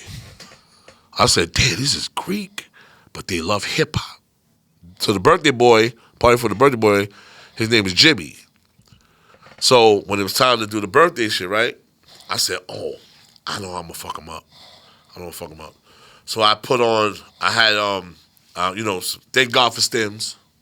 Thank God for stems. Oh, this is recent. Yeah, it's recent. Oh shit. So I took the KRS-One, the J, the I, the M, the M, the J is Jimmy, and I threw on House of Pain. When I say that they erupted and jumped up and down, losing their mind. I came back to it. The J, the I, the M, OPP. They losing it. 5 records I did that with. And this is for his birthday. And he wanted to hear old school rap. That's what he wanted to hear. Solidified the whole rest of the night. So this was in Queens then, the party? No, it was. He said Greek, huh? It was in Jersey. It was in Jersey. Oh, it was in Jersey? And I played an hour of Greek music. Oh. That I have it in my, and his daughter helped me out because I said, "This is what I got," and she looked because I don't understand Greek. Yeah, I just got it from a DJ. He said, "Yo, you're gonna need these records." I'm not turning it. If somebody tell me I need some records, I'm gonna take the records and I'm gonna put them in my thing, like Haitian records. I don't know what none of them records sound. I don't know the word. I don't know the words. But you gotta have them. But I just have them, just to have them. But let's talk about that. So how were you able to adapt? Like, obviously you've been playing since the early 90s, well, late 80s. Adapt how?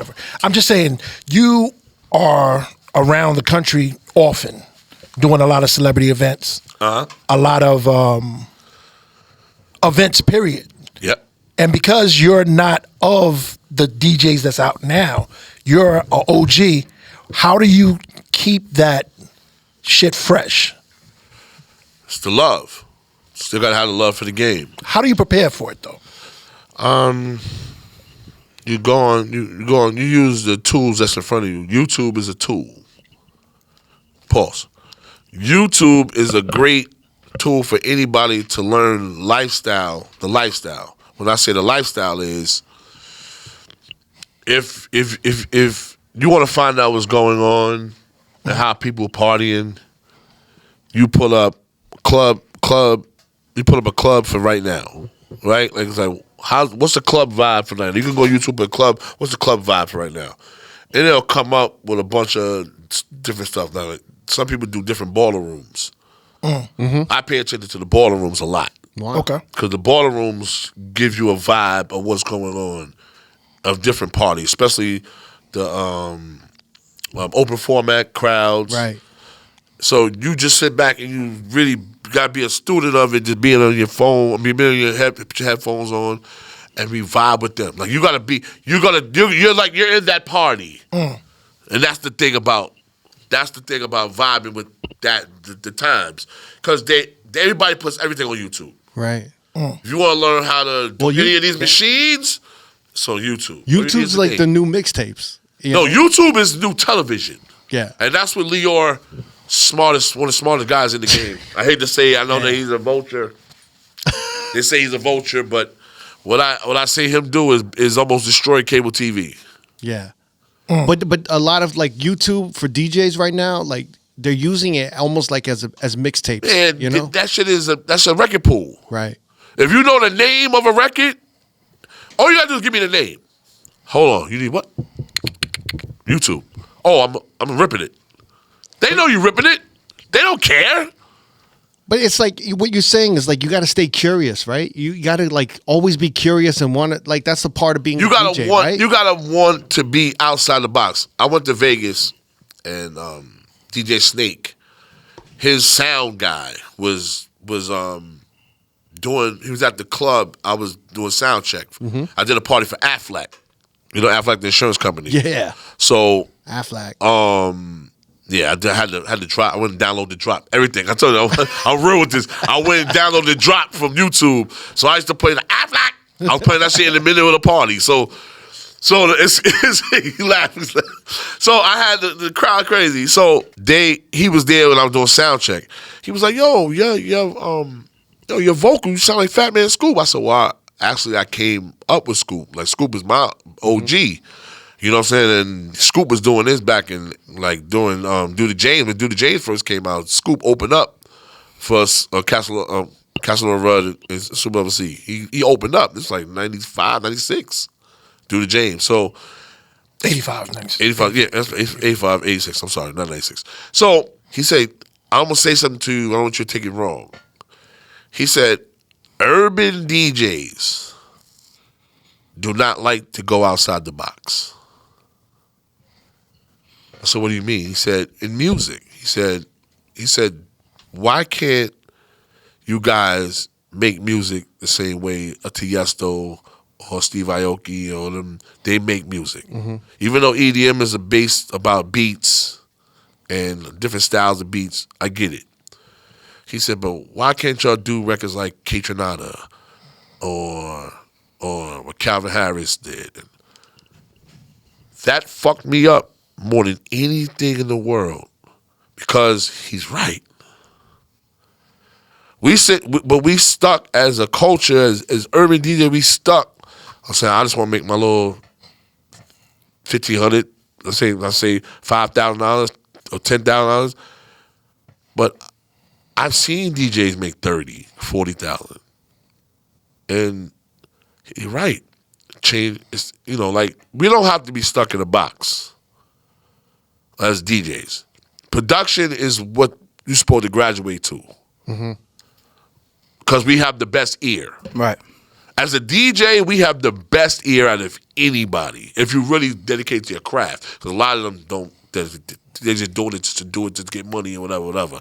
But for people like us that we dedicate our shit to the craft, that we really care about this shit, we have the best ear. So all this equipment that's in here, that's our home. This is home. We feel like home right here. You know what I'm saying? So I tell kids, look, you say you don't want to be an artist. You don't have to be an artist. You can take a nobody artist. But if they good, and you put them behind your production, then you put the record out. Calvin Harris did. You saw Calvin Harris, that girl that was on Calvin Harris' record, the first record, remember the first record with the girl singing? She's a nobody. Ellie Golden? Was it Ellie Golden? No. Wasn't Ellie Golden, it was another girl. She was a nobody. But the record itself, that's all I'm saying. It's like, it's a bunch of artists out here who can't get a damn break. I mean, perfect example of that is Afrojack. He had Ava Simmons on You Can't Stop Me Now. She never did another record after that. But that's what I'm trying to And say. that record It's a is bunch of them outta out here. there. Out of here. It's a bunch of them out there that do it. So when he told me that, I started making Afro beats. I started really getting in the lab, making Afro beats, and I started studying different percussions and studying, how to really. I started listening to a lot of different Afro beats. I started listening to real African Afro beats. I'm not saying it's not real, but it's the more guys that got language you can't really comprehend with. So it's all the same. It's really reggae. I really call it reggae. Just it's cultural. But I listened to it and I'm like, oh, it's not as hard as everybody trying to make it out to be. This is easy. I got some shit. So I got a little situation coming about. I hope, pray to God if these concerts put coming this week or two. But you're gonna see an album come out and there's gonna be a lot of Afro beats. That's hard. And I got a couple of people that's gonna be on them joints. Like Burna Boy. You got Burna Boy? Yeah, they got Burna Boy. And what's the nigga name? They being the label? What's the guy name? Davido? No. It's, the single's gonna be with Ed Sheeran. Ed? Oh, wow. They're getting Ed Sheeran for me. They being the label? Yeah, they're getting Ed Sheeran. So You putting Mary on Afrobeats? No. Mary's gonna be another joint I do, but that's this Afrobeat joint. They want to promote me just over there, cause the money's different, and they saying like my guy in Ethiopia. I did a party in Ethiopia, and my man owned 3 clubs in Ethiopia, so he was like, "Yo, S, all you need is one," and that's in the game period. That's a fact. You need one record that could take you from here to here. Mm-hmm. And he's like, S, there's guys over here that do records. And they're getting 30,000. What? He said they bring you over here, they give you 15,000, 20,000 a night. If your record is popping, you out of here. All you need is one. And that's how the Africans. That's how the guy who's doing the deal with KTO. That's what they looked at it like. We can make you like a Khaled over here. Okay. How long you been working on production for Afrobeats? For the last 3 months. 3 All right, months. but tell them how many people that you've actually done beats for. Jim Jones' first album, Slick Rick album. It was on the Rush Hour soundtrack. It's called Impress the Kid. LL. The B-side of the joint he did with Pharrell. I had the B-sides called For Her. That's the 10 album. So the album went platinum. So I've been on quite a few platinum albums. But Junior Mafia. I mean, yeah, the Realms of Junior Mafia remix. I was on that. I remember getting up 8:30 in the morning, going to the studio. Jacob York said, "What are you doing?" Him and Clark. Yo, you niggas up at 8:30 in the morning? They in the studio. Down on what's that studio on 47th Street? On Quad. Was it Quad? It was Quad. Yes, it was Quad. That's the old Quad. It's not there no more. It's not there no more? No. Well, it was there. And 8:30 in the morning. And I'm in Harlem, so I get in a cab. I go down there. And What got you started on production? Buck Wild. Easy LP. And reason why I was DJing for Foxy at the time. Yeah. It's like 96. So when Foxy was working on her first album, How'd you link up with Foxy? DJing for Big. Right. Got me Foxy because Don Poole was with Big. So you DJed for Big for a while? Yeah, I DJed for Big. Yes, I DJed for Big for like maybe 3 shows. Was this before? And J2. Was this before enough or after enough? It This was before enough. So it was Clark, then me, then back to Clark, then enough. Because Clark got busy. He got too busy working, doing his thing. I got busy doing parties, and then enough. Wait, wasn't Lovebug too? Not Lovebug. Cap. Big Cap. Yeah, Cap. Big Cap. Rest his soul. God rest his soul. So Cap was there, and that got me Foxy. And then me and Gavin was always cool from the parties already. So we was on the road and been doing so. I was there. I was the one who bought Buck Wild there to play Story to Tell for her. She turned Story to Tell down. Oh wow. And I didn't know how to do beats. I didn't know. You know the sample that Teddy used for Queen Pen? Party in the Party? Right. I gave that. That was the sample that was supposed to go to Foxy. I had the sample. I just didn't know what to do with it. Wow. And Buck was supposed to do it for me. And Buck said, no, you're going to do it for yourself. And I didn't know how to do beats at the time like that. So that's Foxy's favorite record. She wanted me to sample before Lanice got it, before Queen Pen got it. I had it before Ted. That was that hit too. Yeah, but the way Ted did it the way he did it with the Harlem bounce. He knew that I would have kind of. I know I would have did it similar to that. Teddy Riley. Teddy Riley. My fault. I would have did it. I swear to God, I would have did it the same way because that's the bounce. It's easy sample. Yeah. I'd have did that because that's what we was doing. That's what the first thing you learned. The BBO shit. Oh, the BBO. That's Mace. Well, like I said, Mace. You know, Mace, before Mace came out, Mace was with BBO, and Mace was in SUNY Purchase. He was up there for school when he was balling. Yeah. And he didn't want to rhyme no more. He didn't want to rap no more, and they all convinced him to come back into rap, and that's when he got sought out by Chrissy. Shout out to Chrissy, Jim Jones' wife, Chrissy. She sought out Mace and got him with Puff. Oh shit! And it was all from there. But wait, so after you witnessed what happened with Queen Pen and that beat, Party Ain't a Party, where you're like, yo, I got to learn this production shit. I took it a little more serious. Like when I had G-Dep first before Puff had G-Dep. Wow. And I did this record for him for my album. So I came out with an album in '99. G-Dep's out, right? He's out. Yeah, that's my guy. I haven't seen him yet. I haven't got a chance to see him, but I know he gonna probably say, "Yo, S, what's up?" Let's do this. And I got a lot of beats for him. Get him on an Afrobeat remix. No, damn Afrobeat. I had gave Rob. God bless his soul. I had a beat that I gave Rob, and Puff was there when I gave Rob the beat. And Puff was like, yo, Playboy, I need that beat. Puff was like, I need that beat. I said, nah, I gave it to Rob. Me being loyal, Puff asked for that beat like 5, 6 times. I was like, nah, my nigga, I can't do that. He got mad at me. Damn. He got mad at me for that one because it was one of them joints that got a bop to it. Yeah. So I get it. You know what I'm saying? I got to remind him because he's not going to bring up half of the shit. What? All right, so you're basically the DJ for Mary J. Blige. Yes. You're basically the DJ. The great Mary J. Blige. The Shout great to Yonkers. Mary J. Blige. Mary's the good people. Shout to Poole, shout to Don Poole, shout to Ashana Ayers from Def Jam.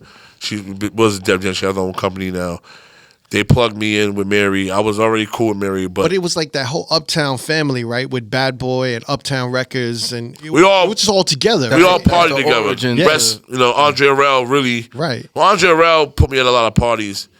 He know I'm Harlem, and he's from Harlem. Right. So SNS. And I know that sometimes some people it rubbed a lot of people, some people a lot, because how he would be bragging. He constantly been bragging. Them industry niggas used to hate Andre for that. But Andre know when I'm gonna turn it into a different party. You know what I'm saying? So I used to do his music. So he was like, all right, it's time, right? I said, what are you talking about? Fuck Harlem. these people, it's my time. Right. I need to hear my music. Right. Oh God. Straight hour, just his music. Andre Arell, Uptown, Father MC. Nigga, I play so. Oh man. You know, like it was I mean, people playing Father MC, bro. Father MC. We was playing Father MC. The Father MC records that they used to sell. Shh. He was like Father MC was that party guy. He was a party. Definitely. He made some party records. Had the hits. Treat them like they want to be treated. It was like nonstop with Father MC. That was Mark. You know Mark Morales. Everything's gonna be all right. Who's that? Mark Morales. That was Mark Morales. And Corey Rooney. And Corey Rooney and Puff. Yeah. And he was making those like danceable records, but it was like R&B and hip hop. It was a jack of Let's Gotta Be Real. Jack Those of Good Times. Yeah. Remember that was Mary's first record. Yep. The To Be Real. Yeah, well, that was Mary's first record. How long have you been her DJ for? About 2 years now. So Yeah, that's But he was always really her DJ. I mean, she always put like this. I'm not her DJ, like the shows and all that. No, when Mary likes to party. Yeah. So when she want to party, we gotta have S. She told the people at what's the MCM. So they did a thing. They had Mary. The casino. No, the designer. Okay. So she plugged. They went. They said we want Mary. That's MGM.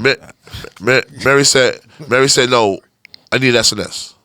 She told the head of MCM, I need SNS. Mary always said, you know, when I asked her, can I put the label out of I'm a DJ? She said, hell yeah. She said, whatever you want to say. I said, well, I need a video from you. She said, let's do it. She said, y'all done messed up. So she got me. She said, got him. Thank you, SNS. That's all I needed. In this day and time, that's all you need for a cosign. You know what I'm saying? You need a cosign. But like, you know, her show, I would love to do the show with her. You know what I'm saying?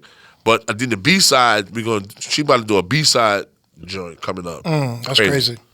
That's B-side's crazy. I seen a video a couple years ago of she got so many records that I believe it was like an all-white party, which is it's probably not gonna narrow it down. But there was a time when you was DJing. I remember this, and you were like, "Yo, Mary, they want a song," and then like you played. It was definitely an older joint, and the whole crowd started just belting it, yo. Was it every day?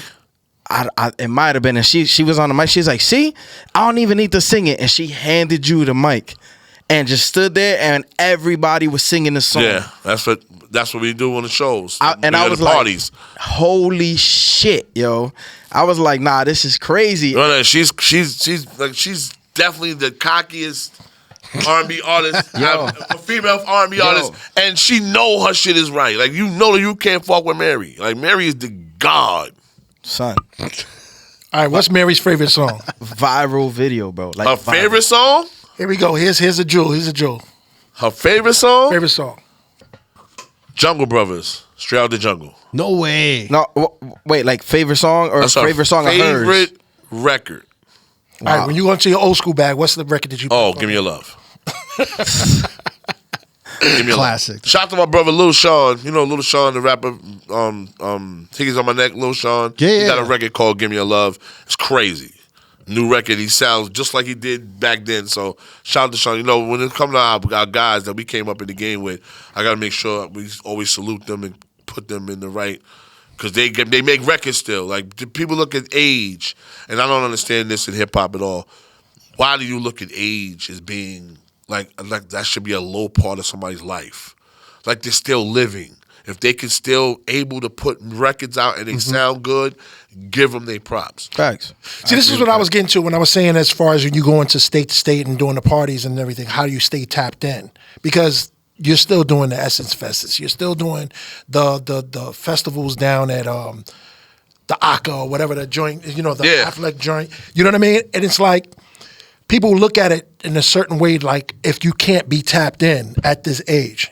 Well, they figure that because they look at certain other people the way it goes with the lifestyle. Again, people don't understand how strong lifestyle or what lifestyle really means. Lifestyle is lifestyle is a big circle, and it's everything involved in lifestyle: clothes, the fashion, The slang, the way your hair is designed, the people you chill with, people, your circle. You know what I'm saying? How your conversations are. Like if you got good conversation, you tell good stories and whatever. People like to be around you. You know, people want to be around people that's fun. All that disgruntled, mad, and want to be mad. You live one life. We got one life to live. Yeah. Being mad at something is not gonna help you at all. So that's what made me stay to where I am, because like when I did Essence, right? I'm thinking I'm doing Essence more older crowd. Mm-hmm. Essence, right? Nigga, they put me in 4 parties, 5, and it was all ratchet. But me, ain't not many 50-year-old guys that can fuck around with the ratchet songs more than me. I have everything young you want to know. The YBT Fat, the Raw 49, all them out of town joints. I have, and I bought a lot of the mixtapes. I downloaded the mixtapes, and that's the key to the South. You have to always get the mixtapes, because having 1 or 2 songs is not gonna make you. It's not gonna make you a nigga. It's not gonna make you that guy. When people that talk about you and say, when promoters say, I want to book you on a consistent basis, you gotta have a mixtape. I have Sexy Red, both mixtapes. I have Moneybagg Yo. I got all his mixtapes. I got so many Gucci and Future mixtapes that it's like more than Jay. See, the thing is, you got to stay tapped in. He's a tastemaker. So you're talking about the legacy of putting those songs early in the mixtapes. And you got to know them. And you got to know them. You got to know which ones to play. Right. You got to pay attention to the craft. Yeah, but this is why y'all have such longevity in the game. You Crooked, you Goldie, you SNS, because not me, but these definitely. bro, you been yo, smell the flowers, bro. Chill, smell the flowers, B. Yeah, enjoy your flowers. Real talk though, like recently, perfect example. Recently, I had somebody open for me. I'm not gonna say the venue because I don't want to blow the DJ up. Pause, but if he's whack, why not? Raekwon walked in. I'm sorry, Ghostface walked in. He was performing with Nas in the area, and he walked in. My set's over at this time. I did my 90 minutes, whatever. I'm the headliner. So I asked the GM, I'm like, yo, does he want to hear his catalog? Because sometimes they don't. They don't want to hear, especially after a show, they don't want to hear Protect Your Neck, none of that shit. They don't want to hear it. Churches look Ghost, they don't want to hear that shit, you know? So I asked the GM, because I seen the sign, Welcome Ghostface Killer, for the bottle parade. I said, does he want to hear his catalog? He said, run through it. I said, did you ask him that? Did you run it by him? He's like, yeah, run through it. So I go to the opener, I'm like, yo, run that Ghostface and Wu-Tang. But the songs that he's on it, he have it. He ain't had not one Wu-Tang song. I said, hold up, you got a house remix of to everything under the motherfucking sun. You got a house remix of it, but you don't got Wu-Tang in your Serato. And I'm like, because he want to be John Summit. Because you know what I mean? Because this is how some DJs put their mindset. What consistently, what is making me the money the most? Yeah. Well, if open format is making me the most money, and I don't have to touch a brand new being, I ain't got to touch a Wu-Tang, I ain't got to touch this, that's not important to me. Like, some guys are built different. We're built different. You're built different. I'm the same way, to be honest with you. And I put everything in there just to have it, because you never know. You know, like, yeah, but when you, like I said, the Greek shit. Yeah. It happens. You never can tell. But some guys you can tell the guy that do it for money, the guys that really love it. Yeah, but here's the thing though, you're in a premier venue, beloved. But you know that because like that opener is gonna learn from this. But you had a moment like that before. SNS had a moment like that before. Right. Early on. I'll tell you. I'll bring that moment right now. I was nice to him about it. I said, listen. I see the passion. I was like, bro, this is that's what I like to see. Wait, when did this happen to you though? What you were saying? Biz Markie. Biz Markie. Biz was like, yo. You were spinning with him? Biz was like, yo, let's go record shopping. You know, we got a party together tonight. I was like, man, nah. I said I want to chill around the block. I got the records I'm gonna need. He said, you sure? I mean, you know, I said, nah, I'm good. Been on my SNS shit. He said, all right. Paint the picture. Where were you? He said, all right. I was in the park playing ball on my block. I want to play ball that day. Just, So we went to the party in Jersey. This is when Johnny was scorching. Scorching. We in Newark. Crowd is in there. The niggas that's in the building, they army suit up. They looking thugged. I said, yeah, I got this. I got this Wu-Tang. I'm gonna go crazy. I'm playing these shits. No one's moving. Not a soul. Not a soul. So it was like, yo, Biz, go get on. Biz get on. Biz's first record was I'm surprised to see the footsteps at the door. Them niggas jumped up like it was the Benjamins. I said, what the fuck is this? Club music. Club music. So I was young. I was young. It's club music. Johnny was a 93? 93. I'm one record. That record there, he came on with Too Fun. He started doing all them club records. Yeah. Killing me. These is grown men, thugs in Newark dancing to club music. I felt Was like it Zanzibar? It's not Zanzibar, it was another club. And I felt like an asshole. And Biz said at the end of the night, I told you to go shopping with me, but you want to go play basketball in your block. See, what I was trying to get to when I was edging SNS to talk about how he does it, going to all these different spaces, is the fact that those are the lessons that you find out about. You gotta get your ass kicked. You go to North Carolina, you gotta know that there's a rapper in there. And if you go to Atlanta, you have to know that, this record, you got to play it all the way through. Yeah, you got to know you got to know where you at, and you have to do that research. And sometimes you have to pay attention to this DJ or that DJ, and what they do and how you can learn from it. What drove me in those markets is when the young dudes thinking I'm an old guy and I don't have those records. That drives me. That's my inspiration. Because I like to sit there and say, oh, you really looking like I can't hang around. Let me show you. You got to stay tapped in, bro. And then when I start killing them with the joints, they be like, oh, gee, you nice with it. Because I'm playing records that normally don't hit for the other people. It's got niggas going crazy. Right. You know what I'm saying? And it's a different source when he plays it too. When he lean on a record and you're not from there, and then you know about it, and then I see what you're going. SNS. I see what you're going through. I see what you're going with. You think he's slick? It's a different thing. So I'm gonna tell you what I learned from him that night he kicked my ass. Oh, stop! Listen, I'm gonna tell you. Where was this again? Being prepared. I was definitely on my own dick. Never, I'm admit it. I was on my own dick. And being prepared, being more prepared is what I learned that night. Because this guy came in with a game plan. Me, I didn't put my records away from the party before, so I had everything scraped. I had records in my arm. I hate that about you. He hates. Yo, I had a pile of records on my arm. Like, what the fuck? How am I get this record? You ain't as bad as Big Cap, but you bad. But Cap not as fluid as me. I know my record. I can put a record on. I can hold a record. I can needle drop a record. Cap will play a scratch record in a Cap minute. Cap didn't care. He didn't care. My shit, a lot of my records was broke. You can tell you. You sit there, what the fuck are you doing? I said, I ain't got to play all that record. I got to play for this groove right here. Because I used to be in the battle shit. So it should all spit it on. I know exactly how to do that shit quick. So I put that shit, needle drop it on that part. Bang. And had records on my elbow. Put a record, elbow mixer. The worst. Him. He was sitting there, yo, how do you do that shit, yo? I have a great absolute worst. All my arm, nothing but records on my arm. So it taught me to be more prepared.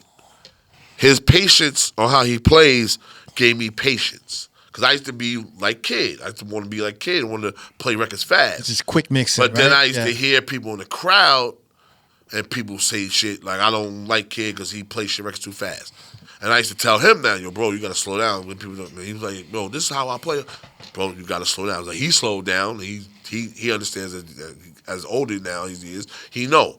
And I learned that from Biz. That's why Biz took his time. I learned from him. They take their time. Taking your time ain't bad. You might think, oh, I don't miss these records.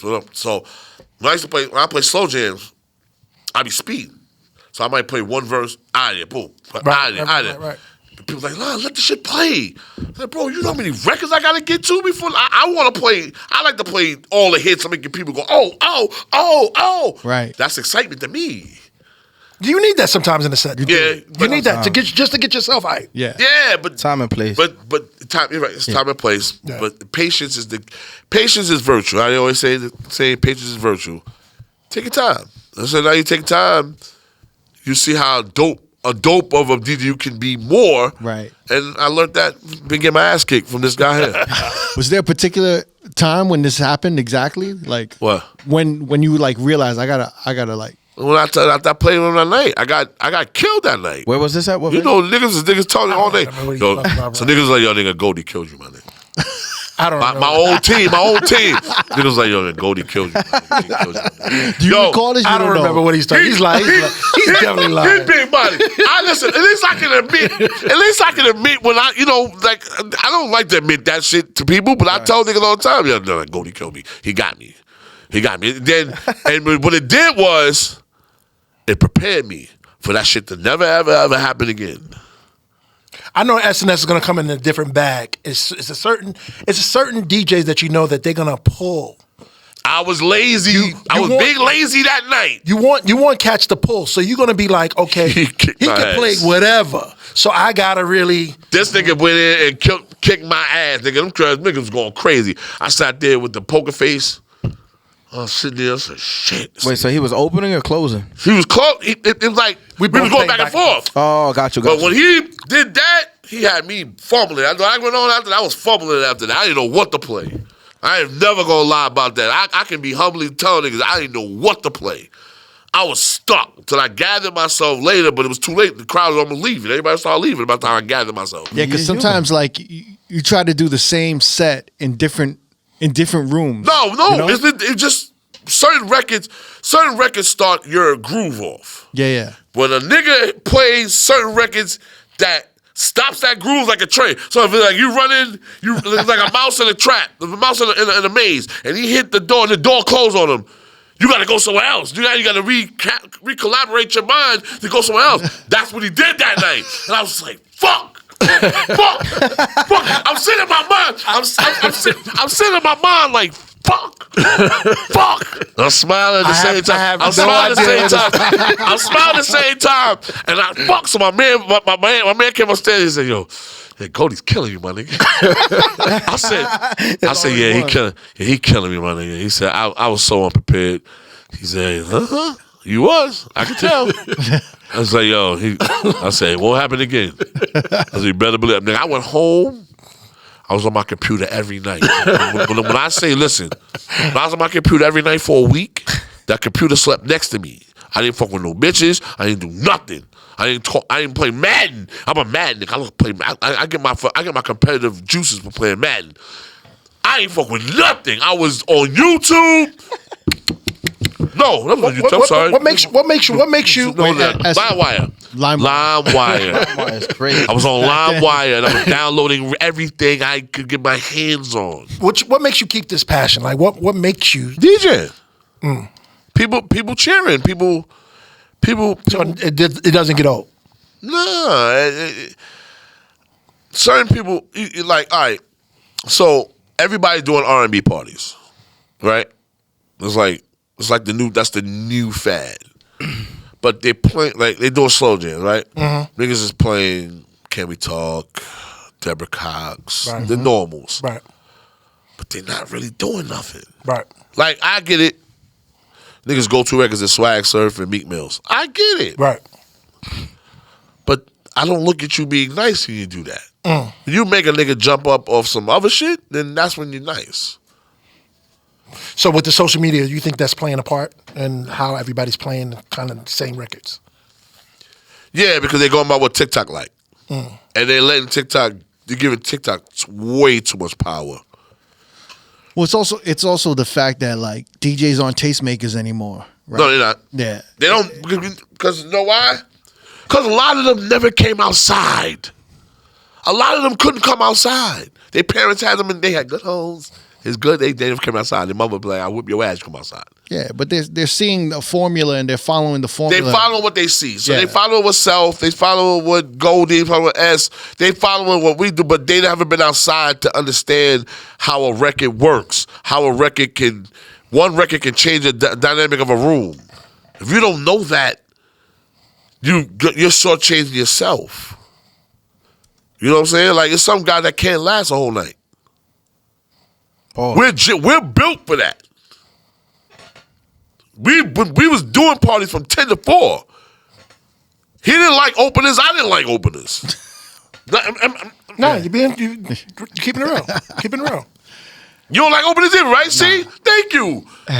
No disrespect to openers. But you got to get your own. You got to get your own juice, my nigga. I love a good opener. I love a good opener. I do too, but I don't need them. You don't need them. No. Pay me my money, and you about to pay him that money for what? But I love a good opener when I start learning What and are I you get nervous. paying him you know? for? Yeah. Sometimes you want to tell a story from beginning For to sure. end. What are you paying? What are you paying him for? What are you paying him for? What? That money you're gonna give him? You're gonna give him $300, but only want to give me $1,000. No, I need that $300 that adds to that $1,000, my nigga. That's a fact. Like why you do something I can do myself? Oh no, he bring people. What people? What people he bringing? Oh, you want to do tickets? So now I hit him with this now. So so he does tickets. So you want to pay for tickets? You want to do tickets? You want to do that? So if I bring 300 people in at $20 a head, what's the ticket on that? Wait, where do you think you built your following from? Where you could bring 300 like that? Being in the parties, you know, kind of a conversation with people. I say the rap. It's not no. You got to think about it like this.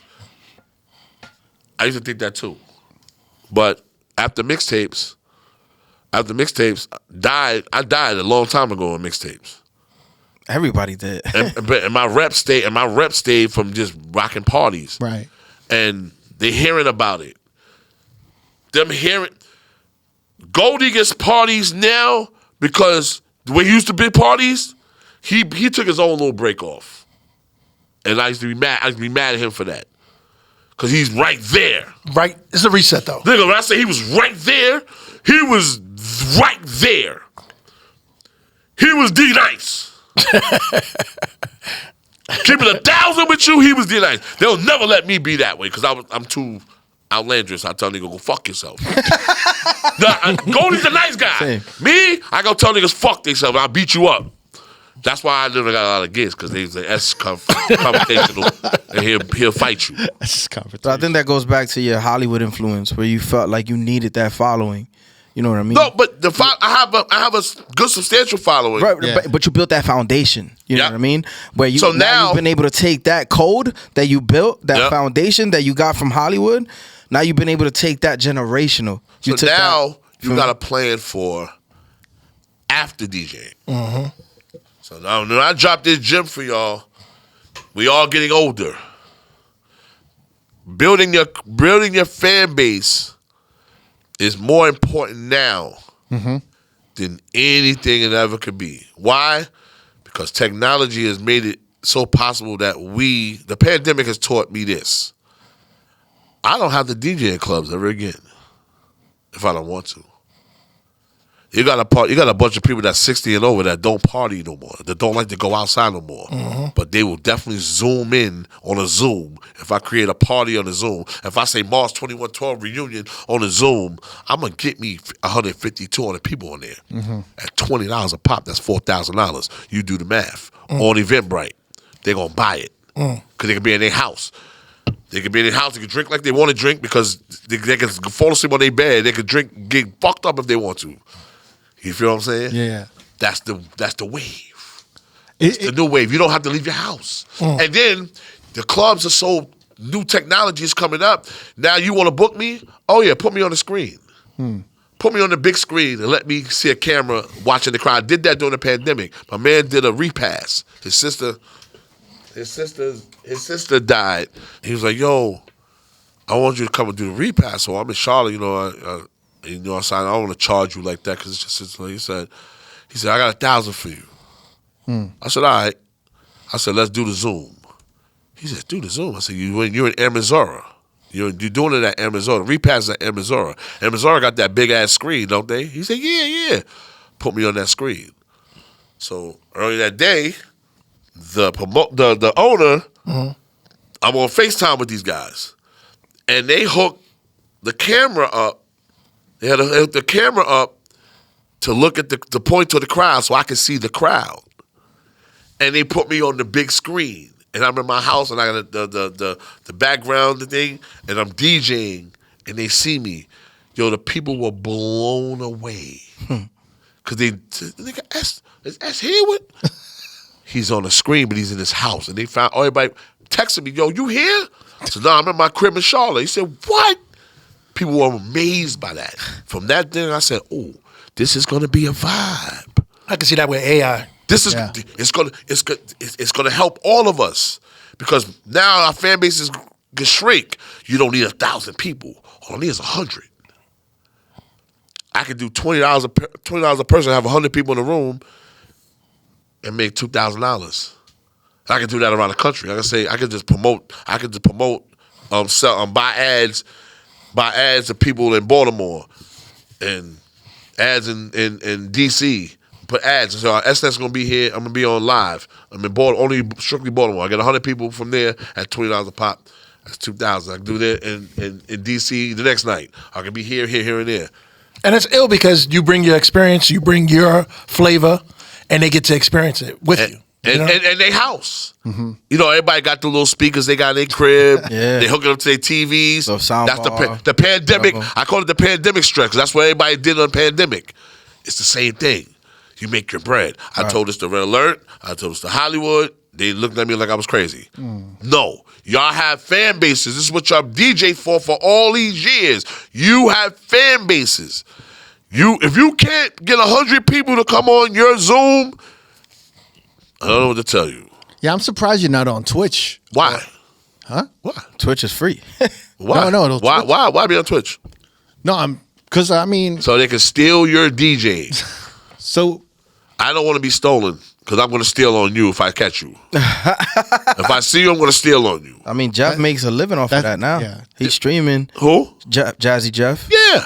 He has a different. When he plays for that different demographic, he's Jazzy Jeff. Right. And he's definitely the guy that you all look at. I don't know why nobody else will do it because Jeff probably makes just off him and Francis. Yeah, I was just about to say that. I can't, but Francis is still outside. But I can't remember the last time I seen Jeff on a flyer. He don't have to be exactly. I mean, respectfully, of course. Jeff does his own boiler rooms. Yeah, and he packs them up just one party. That's not for you. That's not for you though. Who? You? The Twitch. Twitch. No, I like Twitch. You do. I like they pay money. But you don't want to be up there. Yeah. I just don't like niggas biting. Yeah. That's very Harlem. That's very They're gonna Uptown. bite your style. They're gonna bite. Right. I know people say fuck that. They're gonna but Zoom has a better sound card to me. Have you ever listened to how Zoom was, how the lives were in Zoom compared to what it was on Instagram? Zoom, you remember to get on Zoom, you have to have a code, USB board. Yeah, it's more private. A USB board. So the USB board gives you that has a sound card already in the board, and Zoom on it has a sound card. So it's like both of them helping you out, just amplifying you.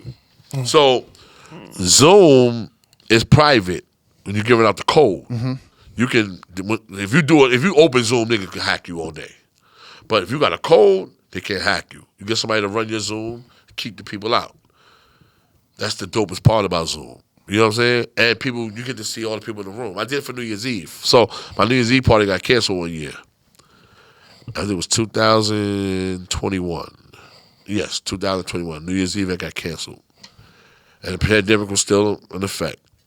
And I was like, 3 days before New Year, I was like, damn, I can't get no New Year's Eve party now. You know what? I'm gonna go on Zoom and do it. Went on Zoom. Had 192 people. Man. Wow.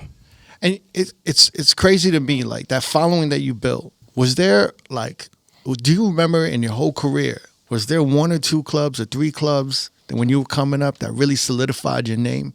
Yeah. You built that. Yeah. Which were the clubs? I want to know. Clubs? Yeah. Clubs or events? Either one. Cancun 2023. Oh no, 2003. 2003. Cancun 2024. 2004. 2004. I broke the lead back record. Oh no, I'm sorry. That's 2003. Hold on. I'm skipping. Yeah, I was about to say. Benjamin's, Essos, Benjamin's Essos. Well, I started the trend of playing Benjamin's for an hour. He did with the Usher Bad Girl. He broke that in New York. Yeah, I put that. Really? Yeah, That wasn't that. That was at not Benjamin's for an hour. Back to Benjamin's back to for an back to hour. back. This is before Big and Kim jumped on it. It was so short. It was just Styles and Chic. Styles and Jadakiss. And Diddy. So Diddy was always on the hook. yeah, No, he was always on. He was always on. He took on the record. Jadakiss's verse. Yeah. yeah, he did. Yes. Yeah. Oh yeah, that's right. So Remember the Cypher song. I played it for an hour. Clark will tell you, he'll tell you, I just play. That's what I was known for at that time with Benjamin's, that DJs had to play it more than once. I took the risk. I said, fuck it. I was playing it, and it was, and I did it. Then it's a Harlem record too, so Yeah. It's not a Harlem record. They're is not from Harlem. They're not from Harlem. They're from Yonkers. It's Diddy, bro. That's It's an Harlem, man. But nobody was doing that for records. I started doing that back to back for an hour. 30 minutes to an hour. So you ran it second time, third time. SOs. Crazy. SOs, I did it in Brooklyn. I did it in Brooklyn. Everywhere I went, I did it. And it was starting to be, I was known for that. So I reinvented myself even more for the parties for that. Then Buster, when he came out with Put Your Hands, I Could See. That's when DJ started trying to do it with that. And I did it with that too, but I did it with that too. But what I did was I had the original. Shout the Dragon, shout Buster. Oh yeah, but shout to Buster. He's good, always a good brother. The Scratchator and Flipstar. That's Flipstar, yeah. That's my brother. Love and death. The best hype man. Yeah, one of the best. One of the best. I give him that. Did it with that, but I used to play the original. Cause what's the name of them? Told me what the original sample was. The dudes that did the beat. Yeah. He passed too. What? Yeah. Shmello.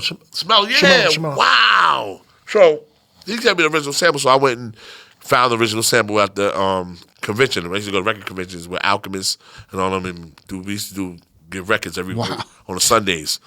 Yeah, I did a lot, man. I did a lot at the time. So I used to play the original and then play the bus, and then that separated me from everybody else because nobody else was doing it until like everybody started knowing what the original sample was. What was those records they used to put out, the beat records, and it was on the beat record. They put it on the beat record, and everybody knew what it was. And What were they called? What was that called? Rock and Soul was selling on Strictly records. Breaks. Strictly Breaks. Strictly Break. Goddamn right. That's right. It was the green. It was the Who's green responsible break. for those? I don't know. I ain't gonna tell you that. No, see, that's not me. They shut up real quick. So hold on. So hold on. So the bootlegger. Allegedly. Shout to him, DJ Will. I met the bootlegger, the guy who was doing all the bootleg wax with the songs. Okay. So I need to have these records with me when I'm DJing. So my deal was get me the record, give me the vinyl, and I'll give you the record. Sorry, Big. The what? Oh, When the what was on, what got on the bootleg, that's because of me. The one without this is the first verse. The first verse.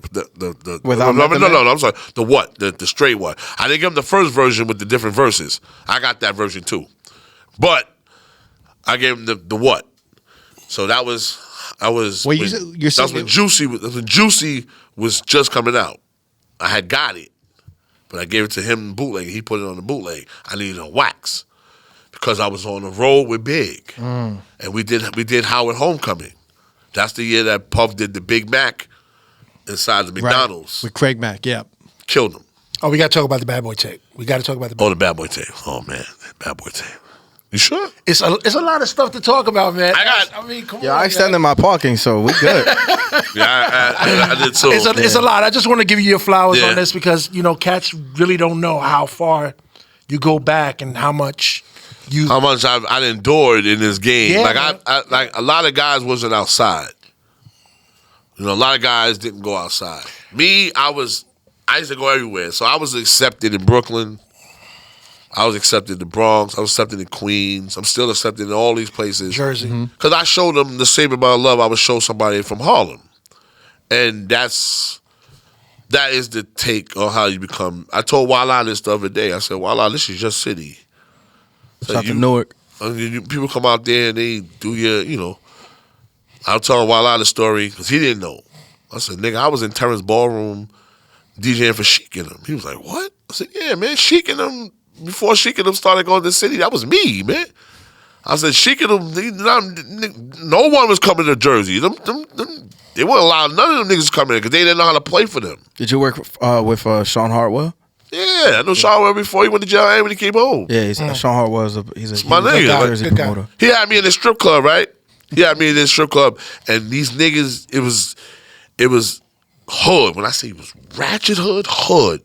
But remember, Jersey was up on South music since 98, They 98, 99. To tell you the truth, they had kind of like the South. They had more personality like the South. They had a club in Route 22 called the Mirage. The Mirage was playing Master P heavy. They're not playing that About It. New York wasn't even playing About It like that. Jersey was playing About It. They was playing No Limit Soldier. I thought I told you. So the record he did. Wait, why is that though? Why? You know what? Because it's cultural, but it's like some of our family. Even though you're moving to New Jersey and it's close to New York, that's the big city. A lot of people from the South or that have South tendencies move to Jersey. Yeah, because they couldn't afford. And they paid attention to. They paid attention to that because they was originally from the South. They paid attention. Yeah. It's South weird. Jersey. It's weird. It's south of New York. They was calling it Jersey south of New York. Yeah. That's what it really was. Yeah. So they pay attention to other records. But I knew that. Yeah, I never it's knew that. weird. It's a weird time. Bro, you had to have those records. I remember Flex used to go out there and Mr. C go out there and they would bomb because they didn't have those records, and I knew that they didn't have those records. And the promoters used to go book me because they knew I had those records. And I was playing those and Baby and them, Cash Money. I had Cash Money records before I even met Baby and them. My man Big June and them. Big June was the first to bring Baby to New York. Him, Lil Wayne, all of them. He was the first to bring them to New York, and that's how I got cool with them. And plus, they played Madden. They performed at the Tunnel, right? They played Cash Money. Yeah, they did the tunnel. So. They did the tunnel. They definitely did the tunnel. But June brought them there first before anybody even knew how to get a number on them. June had them.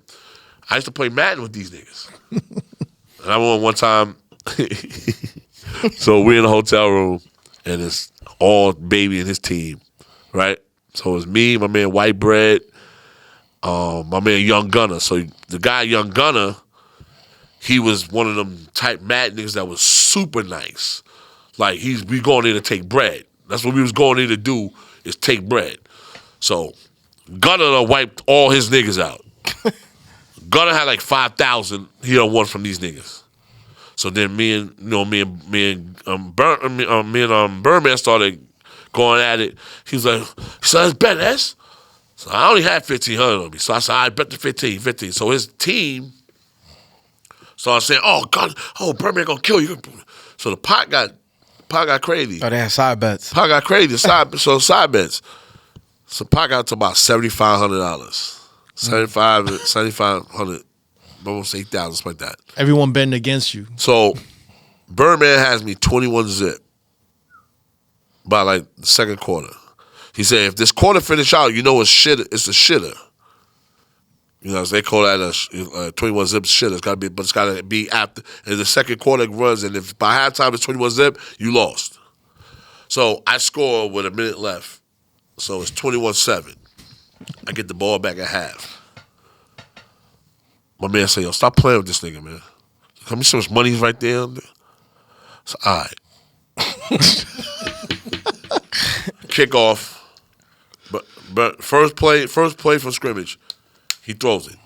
Boom, pick off. Run it in. Pick six. 21-7. 21-14. 21-14. He ain't scored no more the rest of the game. It's 42-21. Nigga, I grabbed that pot. Say, yo, my nigga, we out of here. His man, my man Stone. That's his gunman. Stood at the door. Click, click. Hustled us. Stood at the door. Click, click. And had the gun like, what we doing, Birdman? You remember that movie? With the card game with the Yankovic nigga? Was the movie when he was playing poker and the nigga spot and he told him he said he can leave, pay him his money. Rounders. Rounders, exactly. The Russians. It was like that. Like they was like, yo, they about to get on him and it was like, nah, pay him his money, let him go. He said, nah, take the money. He was a gentleman about it. Birdman went, he said, but hold on, he said, we can play more. He went in the room and pulled out the briefcase. Briefcase has 50,000 on it. We can play more. I said, nah, bro. I'm good right now. I said, you just help us pay our bills. Call him night. He laughed. He was like, he said, S, we love you, S. See you later. That's hard. We was in the hotel. Story. So I seen him again. He's like, he pulled out the money. He said, what's up? Gonna play this man? I said, I ain't got it, bro. I said, I ain't got it. And I had a girlfriend at the time. I was like, oh no, that's bill money. You're not gonna. And he had niggas that was nice because I seen them in tournaments. Oh, They was there. This time he was ready. Yeah, they used to do like the Source. They used to have the Madden games at the Source. And That nigga had he had niggas that was good. They used to have the celebrity tournaments. He had the niggas with him just to play Madden. It's like Rutgers. It's like Rutgers with Madden. Bro, listen, that was a hustle. That's still a hustle. Yeah, that used to be like a So big that's thing. what I'm about to do now. Shout out to all my NFL players I'm cool with, like Plaxico Burress, so many Julio Jones, a couple of guys. I'm gonna be interviewing a lot of football guys, but I'm gonna be playing Madden with them on Twitch. Oh, that'd be dope. I was about to say They're gonna be on the dope for you screen. to be on That's the only Twitch. time I'll be on Twitch with. It's a gaming site. It's a gaming site, but I'm gonna be talking shit to these guys. I saw a guy do this shit last year, right? He's on Madden, some country kid, and he was playing against Cam. He talking crazy to Cam. He's like, you bum ass motherfucker. He's like, I'm to the house. He's talking nasty to Cam. Cam is in there. You can see Cam's face on the screen. He Can't say nothing because he can't be. But Cam came back and almost beat the nigga. But the nigga, he lost. He got a pick off. He got a pick six and ran it back. And that's how he won.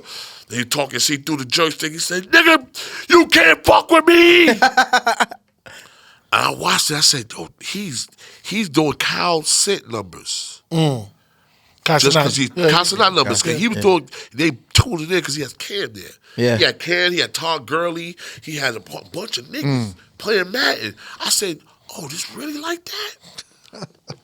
Okay. that's crazy. Okay. That's what I'm gonna make the bread. That's a fact. He said, yo, he was making like 19, sometimes 25 a week. Bro, Goldie on there. He's playing on there every between day. games. He's on there every day. yeah, But they just want to see him talk shit. But he's talking shit to stars. Yeah, like facts. Game beat him. He beat Game. I mean, Game beat him. Yeah. And Game was really? talking shit. Yeah, but Cam talk mad shit too. Game beat the kid. Yeah. Game is serious about those games. Game is serious. Game is serious. And Game is serious. Game serious. Snoop serious. Redman's good. Yeah, Redman's too. Wow. They just love the game. Yeah. Like Redman gets 2K, better. they play 2K on the. They're gonna stay home from going to show do 2K. But that's what it's at. It's gaming. Yeah. T-Pain said it. I'd rather sit home and make T-Pain 60. do that too. He's a streamer now too. Yeah, I they forgot play. about that. But that's the money. That's what the money at gaming. Yeah. That's what Twitch is supposed to be used for. Yeah. It's a gaming site. DJing is now they done okay. It's not fun anymore now that they're okay. I like them. I like the piracy of it because it's low. It was low on the radar. Now it's up high. Yeah. So that means they're sitting there watching your money. They're watching your money, taxes, and all that shit. They're watching your bread. They saw that payout to Franz and they were like, no, hold up, time out. What payout to Franz? What Franz got? Franz, I think the numbers leaked. I think he made like $250,000 off that shit. Someone leaked all like basically all the sub money that people were Really? getting. Yeah, B. Franz was like that. I think Franson was the number one grosser. I thought DJ. Franz was making like $6,000 a week or something. He made like $250,000 off that shit, B. What? Yeah. It was like Franzen, Four Color Zach, all these DJs, That's Jeff, nuts. everybody. Yeah. That's nuts. What? Yeah, man. Oh, I'm in the wrong business. Yeah, man. I'm in the right business, but I'm in the wrong chapter. Franzen was getting that OVO too, that OVO love. You know, like all the club people and Franz is all my the nigga. rappers. Good guy, man. I remember when he got down with Great. Rock Nation. I was like, who's this Filipino guy, man? But he was type good. It's nasty. I said, oh, this nigga's nice. And he gave me my props. We played together, and he was like, yo, you know your shit. I was like, yeah, I know my shit. Yeah, I like how we got here from the Bad Boy mixtape. Oh, he wanted the Bad Boy. So the Bad Boy mixtape was a great. I'm mad. Only thing I'm mad is that Puff didn't want to record it. He didn't want to video record it. They was asking, I said, yo, bro, you need to document this. He was like, nah. He said, nah, this one is just for the love. He didn't want documented video wise. like you recording it. We in the studio. The process. We in the studio. Him doing the intro. Me giving him the beats for the intro. To him, the get busy. The Farrakhan intro and all that. Like that was live right there and done. You know what I'm saying? That'd been too much though. So this was green lit, now. right? I'm seeing that right now. But that'd have been better for him, like because he was going at Pac. But it was just the fact that that mixtape was one of the best joints. So people tell me. You saying Stretch Armstrong was good too, but the one going at Pac, he's like, give it up for the actor, Tupac Shakur. Like that was there. I put my ideas, he put his ideas, and we put it together, and it was a great. You know what I'm saying? It was great. He had freestyles. He had freestyles that, damn, he had a kick in the door. He had a kick in the door verse that Big did towards Ray and Ghost. Wow. Ray, Ghost, and Nas. It was a verse that he made Big erase. Because remember, they was going back at it when they did you biting Nas shit. Yeah, on the Cuban Links when Ghost was saying that he bit the album cover from Illmatic. Big did a rap. Big did a rap. Big did a verse. Going and Puff erased it. Remember, everything was on 2-track then. 2-inch, yeah, 2-inch reel. 2-inch reel. He made him erase it and burn that part of the 2-inch. Oh shit. Yeah, but it was crazy. Big was mad. You don't want to get that nigga mad for nothing. I remember when we was in the studio, me, Big, Biz, and my man D-Mac. And Biz asked him, yo, whatever came through with the Pac thing, he said, how do you feel about... Big was like, man, I ain't worry about that nigga. I know what that nigga doing. I'm like, what you talking about? He said, I know what that nigga doing. He said, don't worry about it. He coming back home. He'll be back home in a minute. And I sat there and I should always ring with me, right? So then when Pac did the Suge Shot Me, remember the beginning of Machiavelli? When he said Suge Shot Me, it was low, you could hear it low, and then the album come on, that was the plan. Big and Pac was going to reconcile. Oh, they was going to do an album together and fuck the whole game up. Wow. That's crazy. Wow. That was the plan. People don't think, they don't understand about that, but I was right there with that guy when he said it. And C's the only one. I think C's in his team though. But Pac definitely was coming back home to Big. It was like he knew it. Pac knew it. I think Pac had the idea that if I go with Big and do an album, it would be more colossal than anything ever. Wow. Nothing you could do. That's insane. No one's ever, that's never been even considered. Think about it. The Commission album would have been stupid. Wait, so that Bad Boy mixtape was distributed by Bad Boy? Yeah. Yeah. Oh shit. Yeah, that was the last one. That was number 4. I was supposed to do number 5, Quiet as Kept. Yes, he was. Yes, he was. But after that, Big Dad, he died, so I didn't get a chance to do it. Damn. Wow. This is crazy. Wow. That's insane. Hey, shit happens. So wait, did Big tell you that you were No, going to do the next one? that was all Puff. That was all Street Puff. Team, Puff? Street Team, and all. But he was the next one. But the fact of the matter is, like, if That's why I told you that nigga was so crazy hot. That's why I tell you. But nigga, this nigga was. Was but on James the Cruz real, on the real, let me just say, Was he on team? Then no. being that we got like 30 years in, you hear some of the stories, you be like, oh, this couldn't have happened. No, that couldn't happen. This cap, that's cap.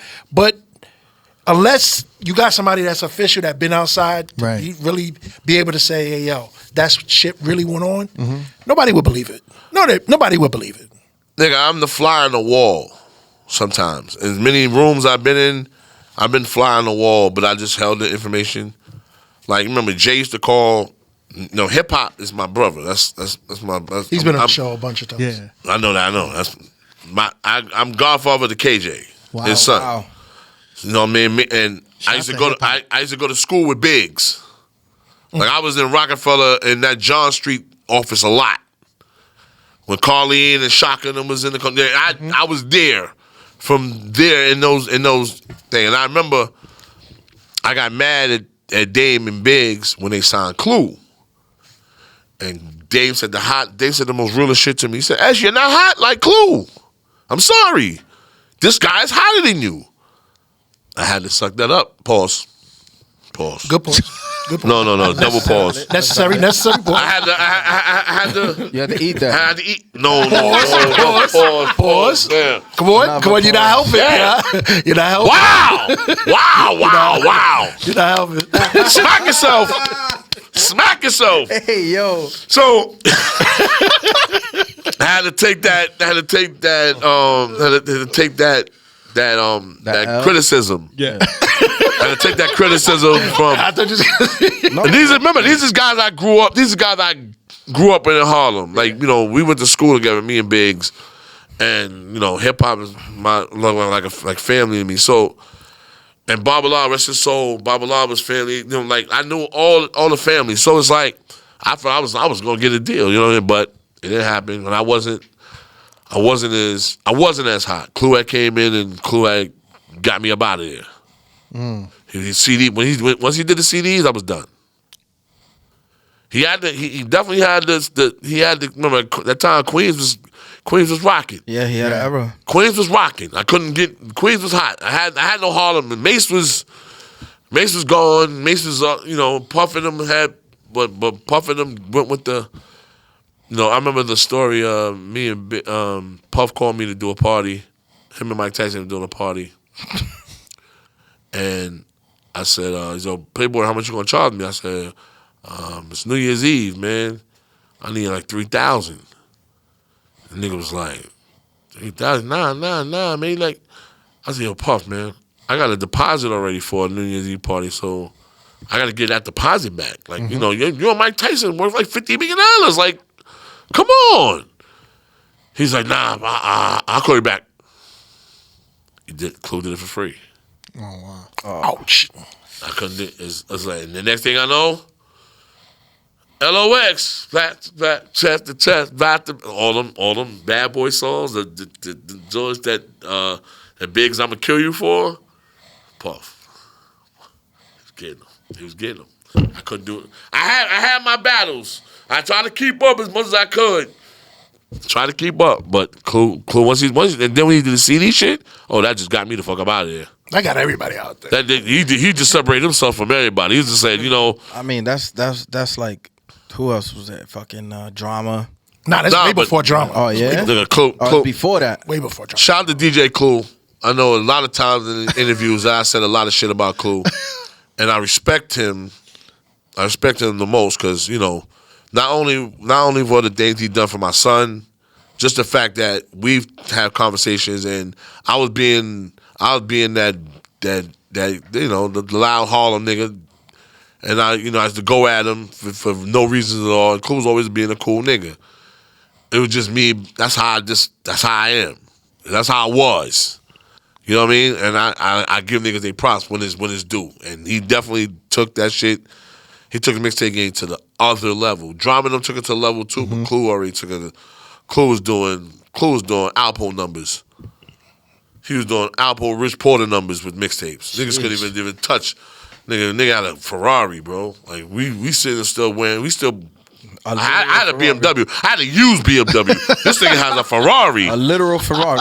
I'm like, what the fuck am I doing with this BMW? This nigga, I got my net up thinking I'm doing something. This nigga got a Ferrari. I'm like, what the fuck? What the fuck am I doing? This nigga, I can't compete with this nigga. I only got the range. I had to get a range. I had to look good. I had to get the 4.6. Not the 4.0. No, I was in the light. I was at the light. I remember I used to park my shit across the street from Def Jam. You know the light on 50th Street, right across the street from the Polygram building? So I parked my shit there. I was the only had a white one with the 4.6 rims on it. So I remember one time I was on 14th Street and Jay was in the other range. And he pulled up and I said, that's Jay. And I beat the horn and he was like, S, what up, S? Okay, S, what's up? That's crazy. You know, that different look. That's crazy. I'm in that car, I'm like, yeah.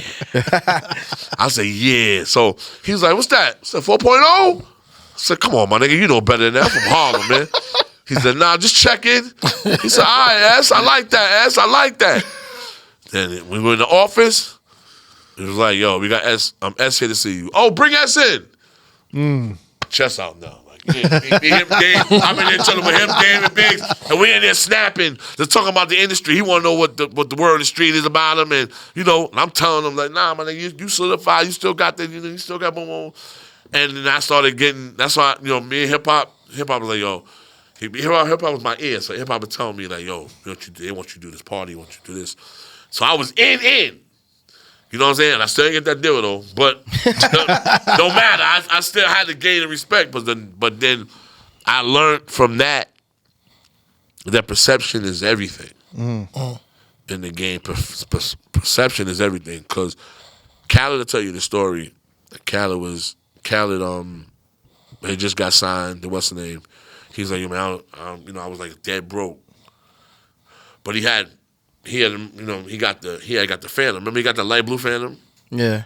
So when he got the light blue Phantom, Mansion used to front on him. Like the club Mansion used to front on him. So he pulled up the club with the Phantom, and the owner of the club was there and saw him get out. Who was this guy? I don't have one of those. And just by him doing that perception, they wanted to book him. That's when he was like, I need $4,000 a night. And guess what? From there over there, they had to pay him that. And he started. He had Miami already, but he really got the lifestyle part. Again, the lifestyle. The lifestyle part is DJing. The lifestyle of DJing is nowadays everything's lifestyle. So when you dress, make sure you always gotta look your part when you go to the what's name. So I used to have MP3 wax shirts with DJ SNS on it. So people say, why are you wearing them shirts?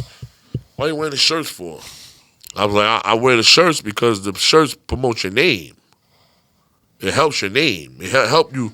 If they don't see anything that like on a DJ, if you can be behind the hottest rapper and your name is on your shirt, that's your promotion. Laptop shit helps too. Mm-hmm. Laptop cover shit helps too. But that company don't make those laptops no more because Apple done deaded everybody from doing the one like D-Nice had. Yeah. I got that. With the box and all that. You got that? I got that. Yeah, and I got a 2020. You got 2020? I'll put you on. They still doing? My logo light up on my laptop. Does it light? They don't light up no more. The new ones. I got a new one. I'll put you on. You got the cover?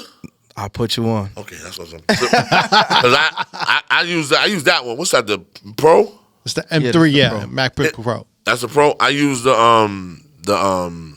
what's the M1? No, I got the M2. The M2. What's the smaller? The Air? Air. Yeah. The Air? I DJ up the Air. M2 Air. My daughter worked for Apple, so she schooled me. She schooled me on that. She was like, "Pop, why you don't need a MacBook?" He said the M2 chip makes it makes it powerful. The one thing is I DJ in Vegas, so it's, when we do the pools, it'd be like hot as fuck, and the fans in the air, the fans in the air, they can't cool the computer down strong enough like the MacBook Pros. So with temperature, the MacBook Pros are way more like Efficient, right? more dependable than the Airs. You can put the small fan. You can put it's a fan inside there though. Yeah. No, fan but, inside the, the Pro. but the fan in the Pros are way bigger than the Air because the Air is about Yeah. and No. everything. Yeah. So you got to put a fan on top of it though. Well, yeah, but in Vegas, 120 degrees, 115. Also, you might it'd be need more crazy. than two Outside. USBs. Yeah, it's That's why you crazy. gotta go bring your flash drive. You gotta put some sets on the flash drive. It's not the same though. You don't move on on flash drives as you do on the computer. True it is. Yeah. You know how much work it is though to do that. Yeah. You gotta sit there and go 1, 2. It's like playing on vinyl. Yeah, it is. Yeah. But no, if you take the time and put your crates together and put each number, because you can't do Apple. Apple got the numbers already. Those numbers already in there. So when you drag it, it's gonna have a number before. You gotta take all those numbers out and do it one by one. 20,000 records. Nah, there's an app for that too. I got you. No way. It's an app. Yeah. It's an app. Because in the summer I DJ in the Hamptons a lot. So I'll play like a resort. Yeah. And I play off sticks. So nobody bothers me, because it's a corporate event. So you gotta paint by the numbers. So I DJ on sticks. All you gotta do is make the crate. It literally the same crates you got on Serato. Yeah. Transfer it right over. I gotta learn that. No, there's an app. It's You see how? You learn from the young boys. it's through Gotcha. Rekordbox. Yeah. It's through Rekordbox. I and you- can't fuck with Rekordbox. Yeah. No, but it literally transfers drag all your and drop. crates. It Literally transfers all drag your and drop. crates. Yeah. But you gotta have Rekordbox to do it, don't you? Yeah, I mean, you got to download Rekordbox, but it's literally drag and drop. Yeah. That just like you do with your what's Serato the difference library. between Rekordbox and Serato? Nothing. Rekordbox allows you to just work directly with the CDJ without a computer. Right. Yeah. Because Rekordbox is already inside the You CDJ. still bring your controller to gigs? Oh, so you switched over to controller. You're not on turntables or CDJs no more. No more. Well, these, I mean, Goldfinger and SNS, they bring their controller everywhere with them because they don't. I Which one mean, you use? I use a couple now. Which one that you? I use a rolling joint. This shit is hard though. You like the rolling one? Yeah, it's clear and it's got effects on it. It's small. I'm Pioneer DDJ, the Rev 1. Oh, you fuck with the Rev you're on the 1? Rev Oh, 1. nice. It's small. My bag. You can write Wow. my bag. Nice. Everywhere I go. why do you? I know why you bring a controller with you everywhere because you don't know what sound, what kind of I don't know what, equipment in anybody. New York, you don't know what these cats are doing. You don't know what they put it up The with. promoters and Yeah, the owners don't care care about the sound. Yeah, they don't care about that shit. You know what I mean? Why do you have a controller? Same Because, reason? First of all, it's small, it's compact, and these guys ain't paying enough anyway. They ain't paying enough anyway. I mean, I get my money, but the niggas shortchange you. They try to shortchange you any way they can. So guess what? I'm not hustling. You know what I mean? Niggas I done gave fives to that have still been packing their shit, and I'll be gone. By the time they leave the club, I done been on the halfway to my house already. Because they want to carry they want to bring on the big ass, the SZ? XXZ. Niggas that had the X, the SZ? The Rev 7. Rev 7, I'm not mad at it. You can bring it. I'll use it. But I'm not going home with that shit. You gotta carry that and guys walking out struggling. Now I'm the old DJ. I still got turntables on my rider. Why? That's what I use. Why? That's what I use. You know what? That's what Capri said. Yeah, it's just what I use. I tell Capri. I mean, I could use CDJs also. I use either or, but I love my turntables. If they're Same gonna thing I said supply the about- turntables, then you know it's gonna be Same taken thing I care said of. about Yeah. Flex. Flex uses the big. He's still the dinosaur big controller. Yeah. I'm like, bro, why? He said, nah, that's what I said, bro. No, but bro, the phase opened that back technology, up. bro. Yeah, now Technology. You don't even need like a good tone arm. You just need the moving platter and a good pitch. What and tone arm? No, that's gone, bro. See, it's gone. You don't even need it. No, No, the tone arm is. Don't even, bro. Converge over. I don't know. I mean, Try the Rev 1. I guarantee. I guarantee you. I mean, I DJ on anything. Your shit ain't never come out the house ever. Yeah, It better not never come out your house. Your turntables, none of that. I don't even ask. My rider is I got my controller with me. Oh, dope. Just make sure the sound system is great. Right. Oh, faithful. I didn't know Flex was on controllers. Yeah, he on controller. Yeah. He's on the SD. Damn. Yeah, niggas, man, they want me stuck in them dinosaur days. A lot of dudes is on controllers. I can do everything you doing there. I believe it. Let's dance. Mel Star show you. Mel Star do all. Alien. We talk. Me and him always had that conversation. Shout to Mel Star. I was like, bro, you No going? headphones in Harlem. Yeah, this nigga's crazy. I tell him that all the time. Listen, you're bugged out. I use headphones. I don't. Waves is deceiving. Yeah. But shout to Kid and Flex. They use ABS. Absolute. They still using the absolute. My nigga. I don't know how. Controller. I'm not even asking no more. Them niggas. They're not in relative. No, they in absolute. They've been like that. That's what they always use that. I mean, Kid is crazy because That's he's still on turntables. So Yeah, that's what he- crazy. Wait, look- what's the benefits of using an absolute mod? Because it Feels like a record. feels like an actual you really place it on the record. But if Flex is on the controller, what's the point Yeah, of having exactly. absolute mode? What is the feel of when you try he's to find it? he's on absolute mode on control. I don't know why. Yeah, I don't understand that. What's That he's makes no out. sense. He's out on like 2 points. Yeah. Oh, I guess all Okay. rappers die hard. Yeah. I don't care. AM was on Absolute for a very long time. He was. Hell but yeah. because he didn't know any better though. Once No, they but showed him relative, that was his shit. Yeah, He was- put AM I mode. wonder what Jeff's on. AM mode makes the I know, song but I'm saying disappear. with disappear, wonder what but he was Jeff's on. on it like that. He was What's on Jeff's? Because I know Jeff's a Q point He's on nigga. relative. No, He's on relative. everyone's on relative. Once Nah.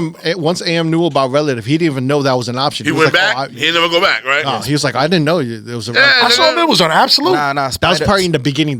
Probably. Yeah. Probably. Very beginning. Spider has a story about that. We were all on absolute until we figured out what relative, and then we're like, oh fuck it, we're on relative mode. Oh, I love Q points. Why?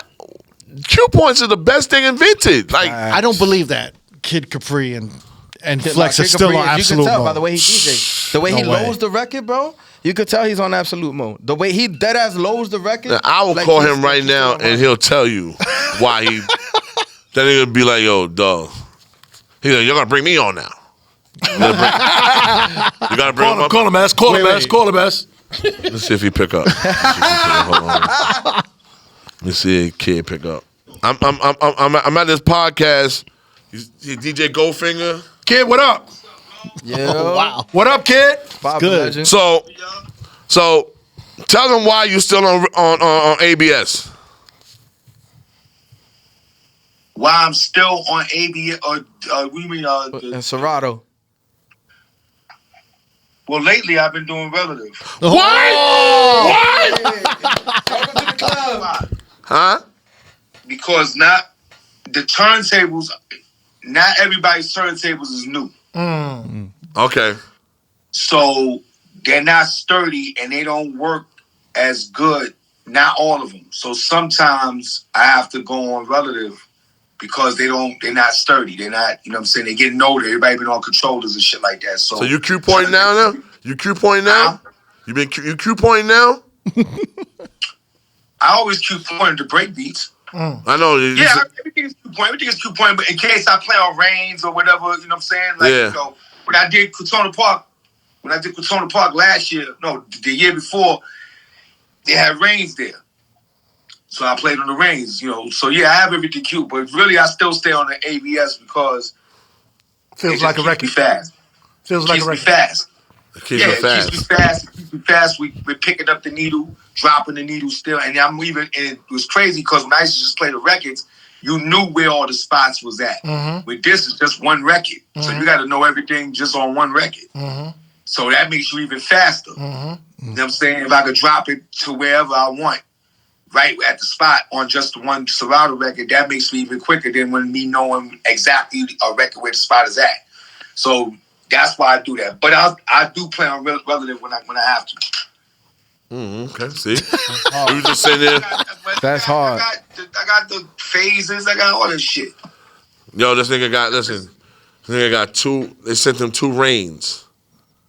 They sent him 2 Reign joints.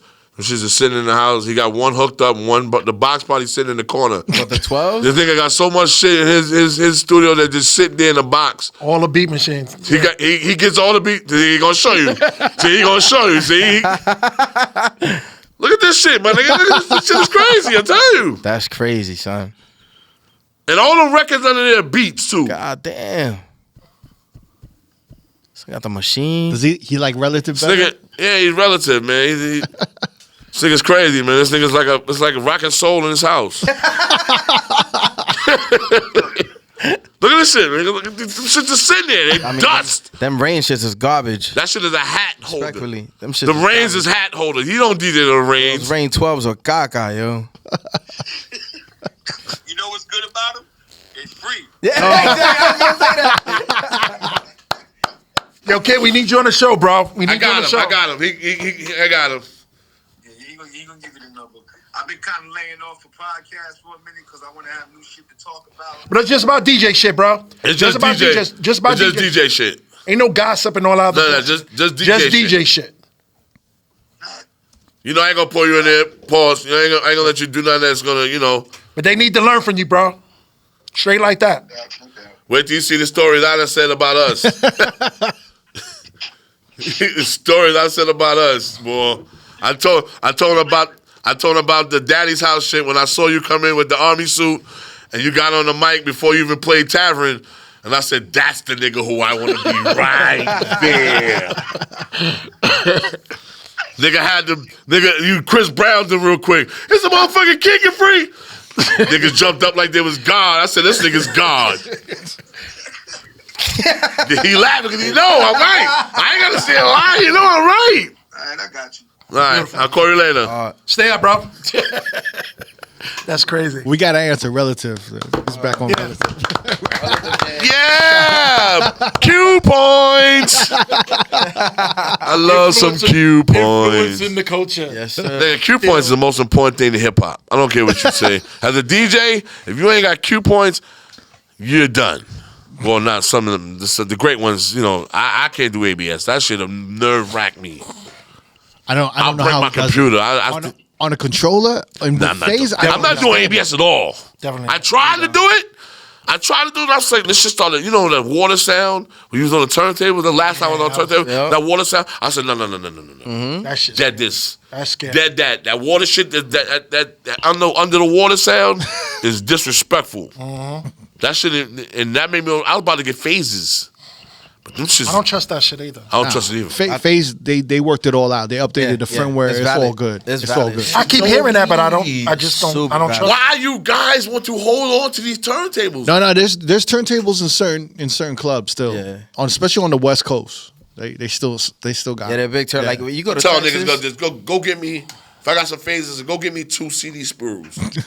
yeah, I put just regular CD sprues and I just DJ sprue. there you go. That's I seen it done on Instagram. There you go. That showed me like that. Or you can just go to Staples, get 24-hour Staples or Kinko's and get CD. They don't even sell CD spools no more. That's what's so crazy. We don't want We gotta be part 2. We gotta have a part 2. We have a part 2. We gotta have a part 2. I got way more stories. You know what?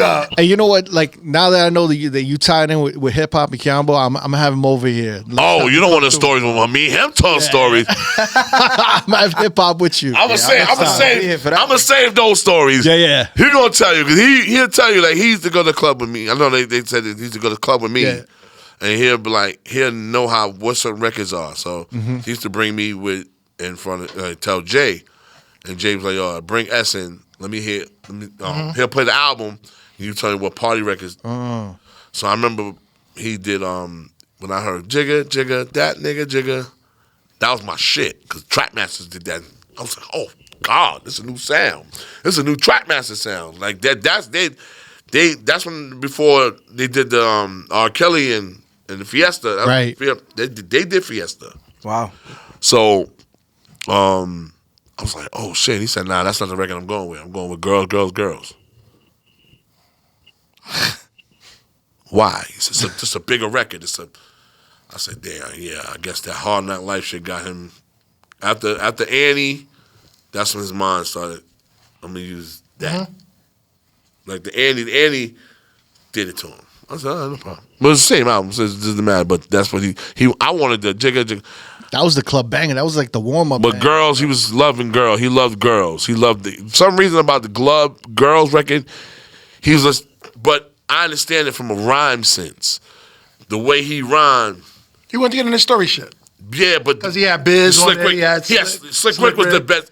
Yeah. Slick Rick's the storyteller. Right. Mm-hmm. So he wanted to. It was really about Slick Rick. He did that a lot on his album. The Ruler's Back. That was a Slick Rick joint. That's all about Slick Rick. Yeah. That was all about Slick Rick. Yeah. Now, he loved Slick Rick more than anything. Wow. Jay loves some Slick Rick. But it's also like one of those records that's like kind of a crossover. Like I use the sample. It's a crossover like ballad song, like almost like a Big Papa, right? So he knew he probably thought he gonna get the ladies. He had all of them in the video. Yeah. I used the sample. I made my own record to it.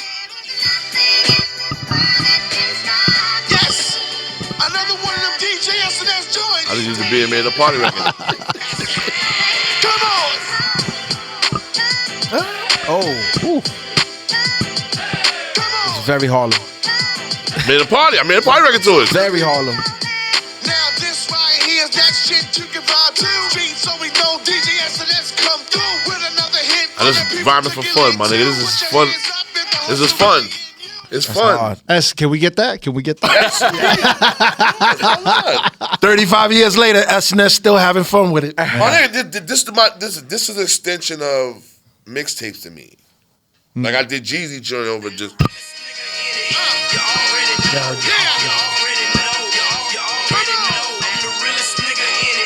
I just made a DJ record to it, like.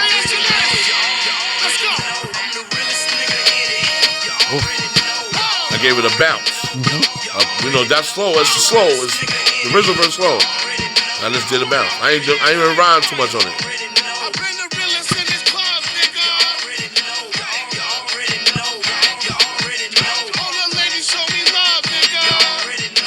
Easy. Nice. That's hard. Easy. And that's I get that one too. This is afrobeat. Ooh.